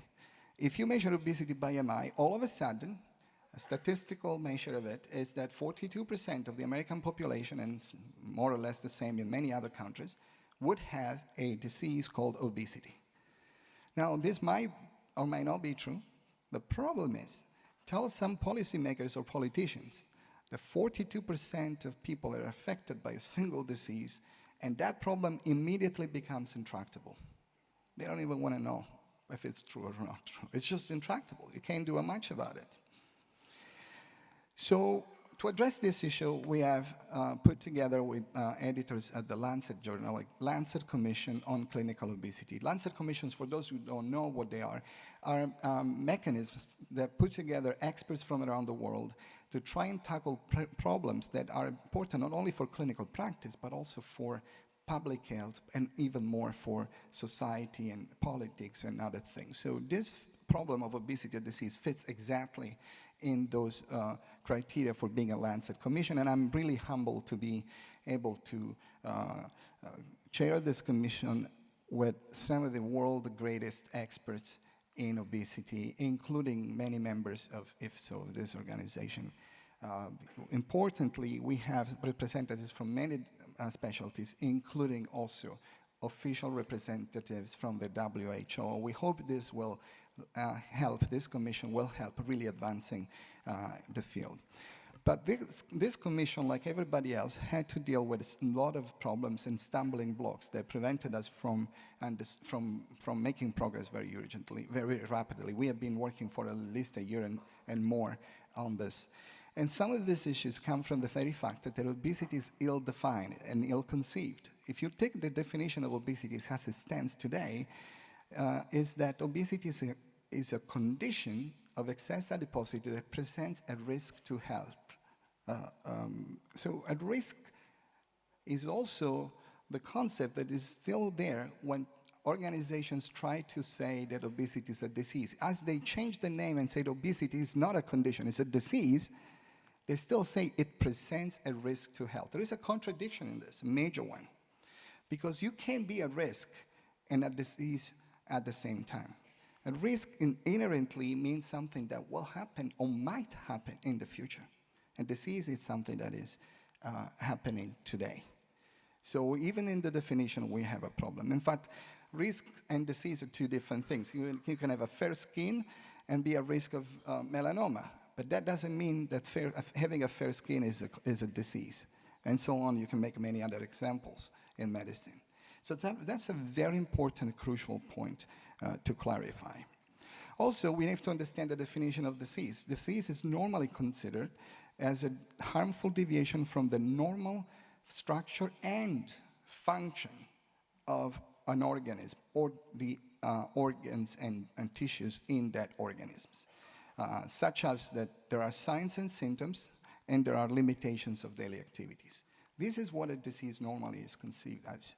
And when you say, look at the definition of obesity, at risk to health doesn't fit with that definition. So no surprise. The world out there says, you're telling me something, but it doesn't fit with what I normally know. Other diseases are diagnosed typically by the presence of a set of signs and symptoms. If you have those signs and symptoms, and usually more than one, you have a disease. That means that you have the signs and symptoms as a sign of ongoing, today, organ dysfunction, not just as a sign that tomorrow you may or may not have a disease. That's a very fundamental difference. The problem still is there because, as we published in our announcement, we said recognizing a disease without knowing whether it can cause its own independent illness is actually a difficult business. We need to know how it looks like if you want to recognize it as a disease, how it looks like clinically. And besides the fact of having excess adiposity, let's face it, we have never defined obesity as a clinical entity. We never defined what obesity looks like. We just say it's excess weight, and we know that that's not enough.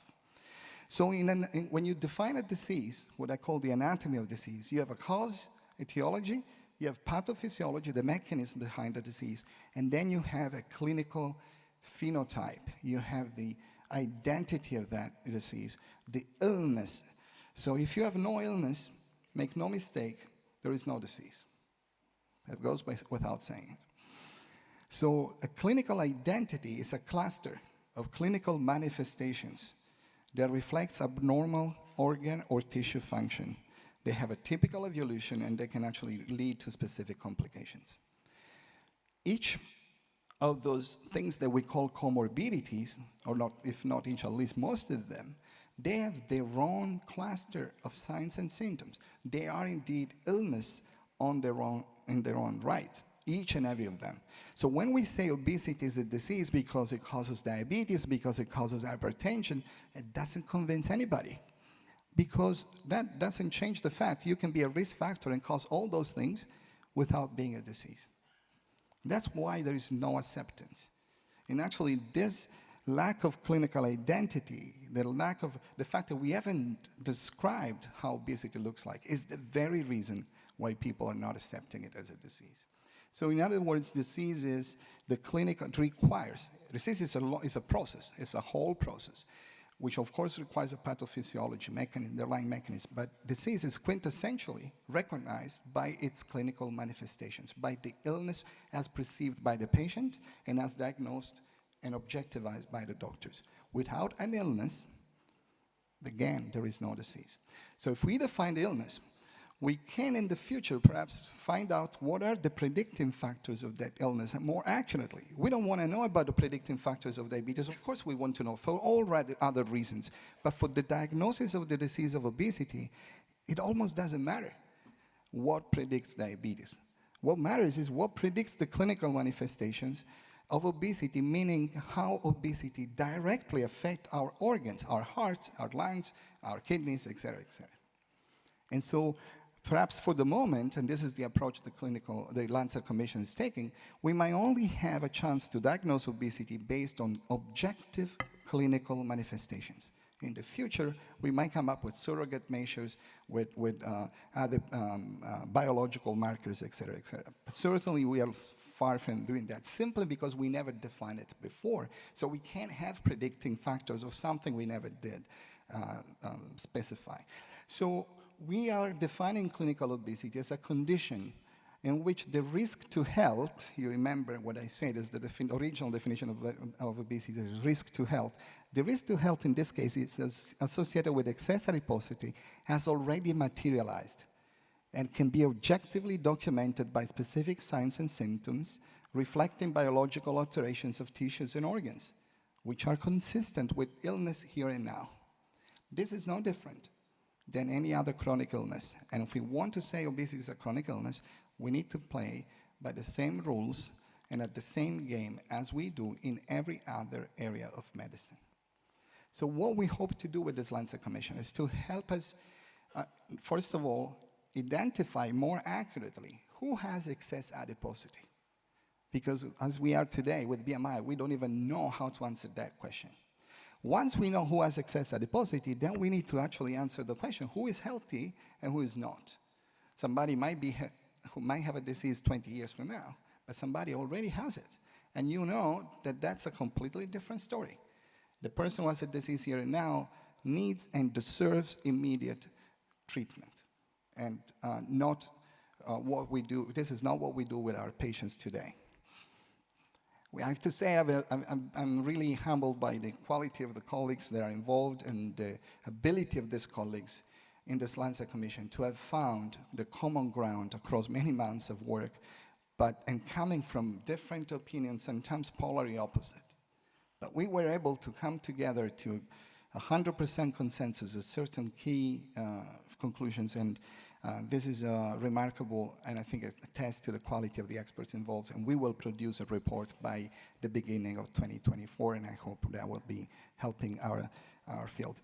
Very briefly, I want to say that obviously, this is not a question of semantics. Make no mistake, there is no semantics here. This is the fundamental question we face in obesity.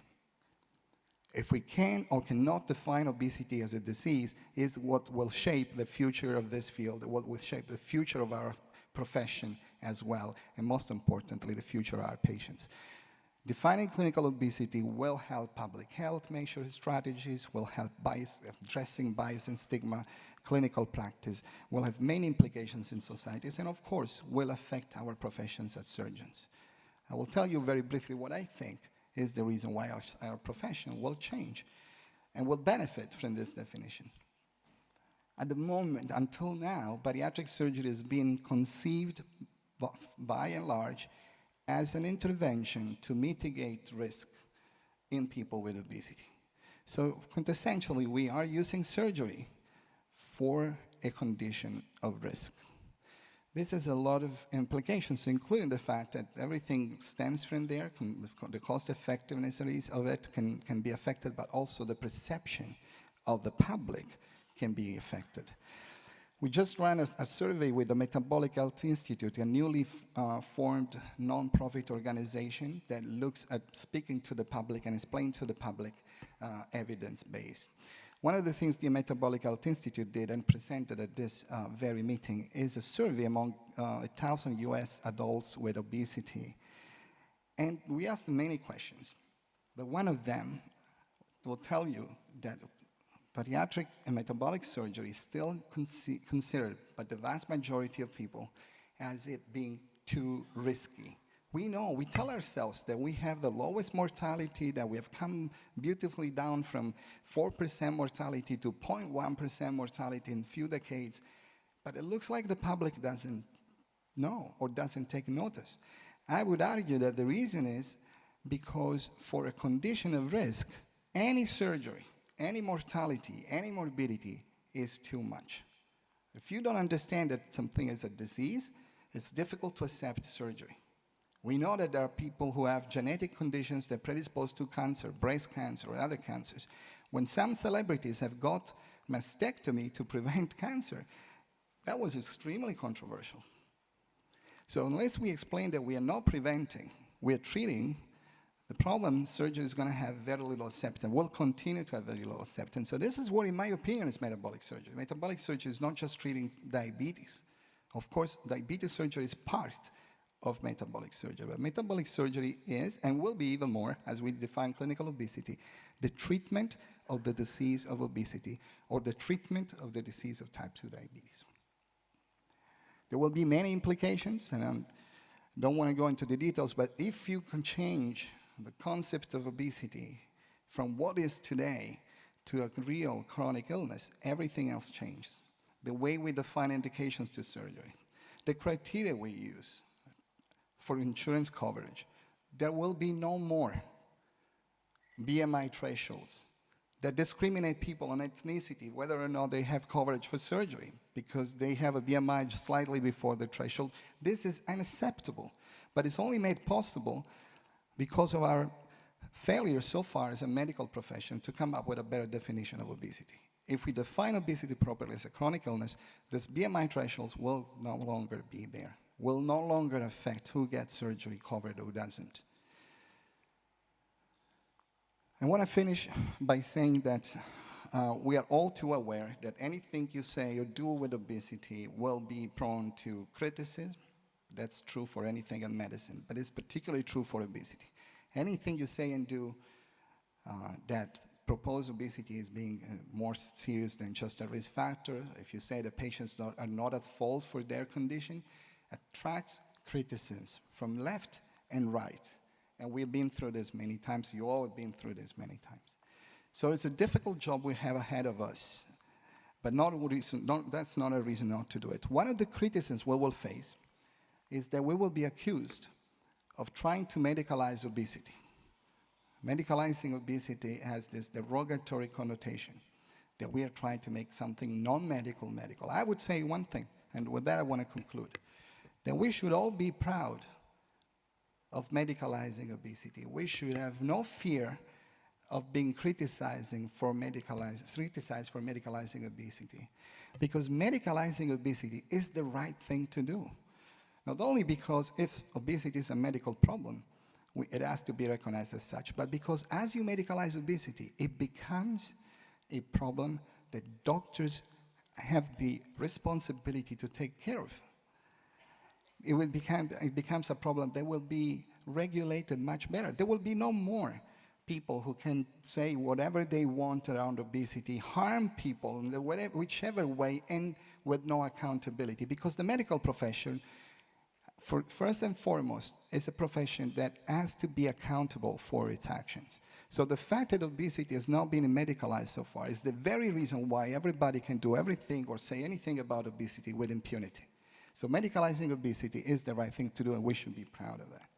So clinical obesity, in my opinion, will fulfill or allow us to fulfill that the criteria of our job description. I think by defining obesity as a disease and recognizing when it is a disease and when it's not a disease, we will be able to treat our patients better. We will be able to fulfill what Hippocrates told us to do. And most important, I think, we will be able to protect our patients from this stigma and this bias that is so prevalent in societies. There is no disease that is so stigmatized as obesity. And one of the reasons is that obesity has not been medicalized. So let's do it and protect our patients and also make sure that we can deliver our treatments for those who need it the sooner, as soon as we can. And with that, I want to thank you for listening. Thank you very much. Thank you, Francesco, for this charming, visionary lecture that is broadening a new field that we need to address in the immediate future. So we now have, thank you very much, the presentation of the Melbourne Congress. That will be the next Congress next year of the International Federation in Melbourne. I think Ali Ahmad is going to present with Harry Freidenberg as well. Please, Ali.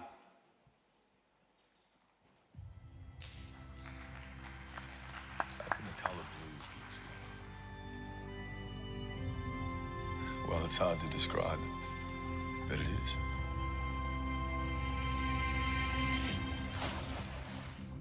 You see, it's different down here. The air just has more life in it. Sounds touch you, and the light fills you up somehow. Yeah, it's a place that stays with you. And sometimes, if you're lucky, it stays forever.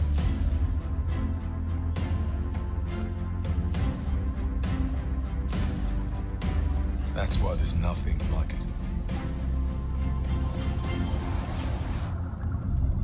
It's like love cleanse your soul. Feel it in your veins. Breathe it in, your lungs will stay. It's like love for the first time. It'll all make sense. You know it.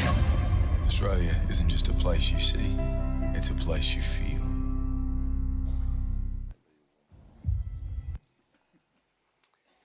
Well, how about that, as we say in Australia?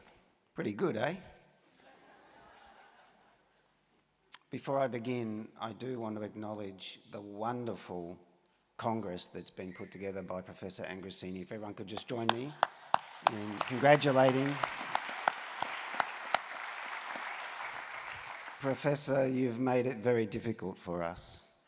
But we work pretty hard in Australia down under. I think we'll give it a good shot. We'll give it a good shot.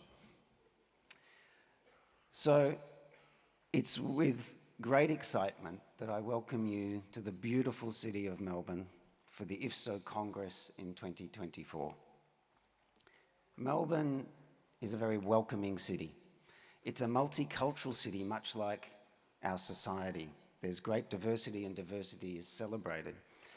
And the timing of this conference is on the emergence of spring, when the chill is leaving the air, the sun is coming out, the flowers are blooming, and the grass is cut and the air is fresh. The Melbourne Convention Centre is the venue, and it's right in the heart of Melbourne.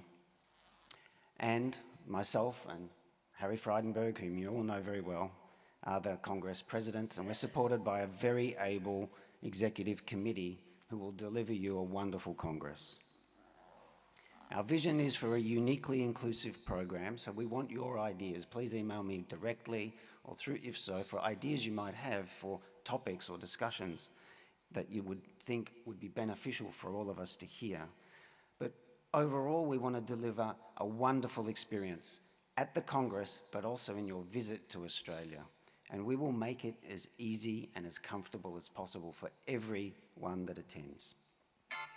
The convention centre is a world-class venue. It has state-of-the-art technology, and it is right in the heart of Melbourne on the banks of the Yarra River with beautiful views over the city and the gardens. The convention centre has beautifully appointed rooms and will be a very comfortable and enjoyable place to attend all of the scientific sessions. And it's only 25 minutes from the airport, so yes, it's going to be a bit of a long flight, but within half an hour of leaving the airport, you'll be cosy in your hotel beds and hotel rooms and comfortable with direct transport. And all of our hotels are very close to the convention centre. So there's the major Congress Centre is literally within Congress Hotel is within 1 minute of walking. That's the 5-star hotel you see labelled there, as well as the 4-star hotel nearby. And within the area, there are 3,000 hotel beds within 10 minutes of walking. This is the 5-star hotel. It's beautifully appointed, lovely and modern, very luxurious. You'll have no complaints at all. And here's the best thing. We've negotiated very reasonable rates for these high-class hotels. You can see there the 5-star hotel at around 170 euros. So I know you're a little worried about the airfare expense, but you will make up that cost with the accommodation savings that we've negotiated for you. So yeah, it's a bit of a long way. I know I can hear you all thinking this, but think about it this way. We make this trip every year. We're still alive. Here we are. And for you, it may be your one chance to visit Australia, which is a bucket list destination. You can sacrifice the 14 or 15 hours travel without any trouble. And for our Asia Pacific colleagues, well, this is your Congress. This is in the APC region. I know it's hard for our APC colleagues to get to many of the IFSO conferences, but this is one you can't miss. And our Latin American colleagues, you need to defend your soccer championship. Otherwise, well, frankly, we'll take it. It is actually easy to get to Melbourne. There's 484 direct flights into Melbourne every week, and there are 33 international carriers. So booking will be no problem at all. If you're worried about the long trip, you can stop over, extend your holiday with a few days in Asia, perhaps Singapore or Hong Kong. And through the Congress, we're going to be able to offer, through our Australian airline carrier Qantas, 10% discount. Visas are not a problem, and the government is very supportive of processing access to visas very quickly. And once you step off the plane, we will make it as easy as possible for every delegate with a concierge service to help you explore the wonderful city of Melbourne and get to all of the lanes and the restaurants, the world-class restaurants and cafes. And if you're a great lover of coffee, like all Melburnians, you will love Melbourne. It is a coffee capital of the world. Beyond that, it really doesn't matter what your fancy is, whether that be sport or arts or theatre or entertainment. It is all there in Melbourne within 10 minutes of the Congress Centre. You just cross the bridge over the river and you're into the city. And just within the area of Melbourne, perhaps an hour away, so many natural wonders, so many things to see that you will not see anywhere else. This is your one opportunity for that amazing experience of the natural wonder and the wildlife. You can share your picnic with kangaroos and koalas. Tell me where else you're going to get that opportunity. The theme for our conference will be integration, much like Melbourne is a very multicultural community. What our theme of integration is to encourage all of our sessions and our attendees leaving the sessions to feel a real sense of being able to integrate the now with the future, to integrate their surgery with the technology, to integrate their teams with the multidisciplinary care and the future of obesity. Abstracts are opening on November 5th, so start thinking about what it is that you'd like to present, and registrations will open on the 15th of January with an early bird closure on June the 1st, so get in quick. But more than anything, this is a once-in-a-lifetime opportunity to visit Australia. This is your opportunity in 2024. So don't make it just about the Congress. Make this the holiday of your year and potentially of your life. You don't want to miss out. Whoever came up with this place deserves a real pat on the back. I mean, think about it. There are birds who can laugh, mammals who can sing, waterfalls that can fall both ways, and 126 different shops that all reckon they sell the world's best pie. There are walls that can tell stories, cities that start where the waves end, and there's a lot of nothing, which is actually really something. You've got rivers that can wash your worries away, bush that knows how to bounce back. I heard about places where you can fly, kayak or wade to lunch and get served a delicious beverage by a guy called Jeff. I mean, I don't know if that's his actual name, but gee, that sounds like a pretty incredible day. This is a place that took a look at the rulebook and said, nah, here's a platypus. You know the most incredible thing of all? A holiday here this year is exactly what this place and all of us needs. So get out there. For Australia.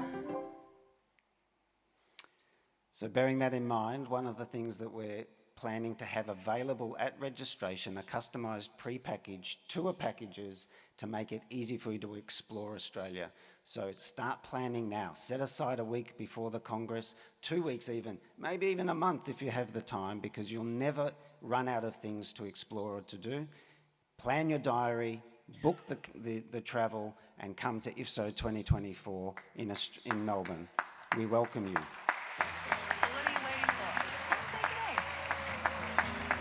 We come from a land down under. Before we close the session, I want to take once more the opportunity to thank the entire team, but especially our host, Professor Luigi Angrisani, for this fantastic Congress we had this entire week, and his beautiful wife, Carla, for the hospitality. Carla, the boss, stand up, Carla, please. Stand up, Carla, please.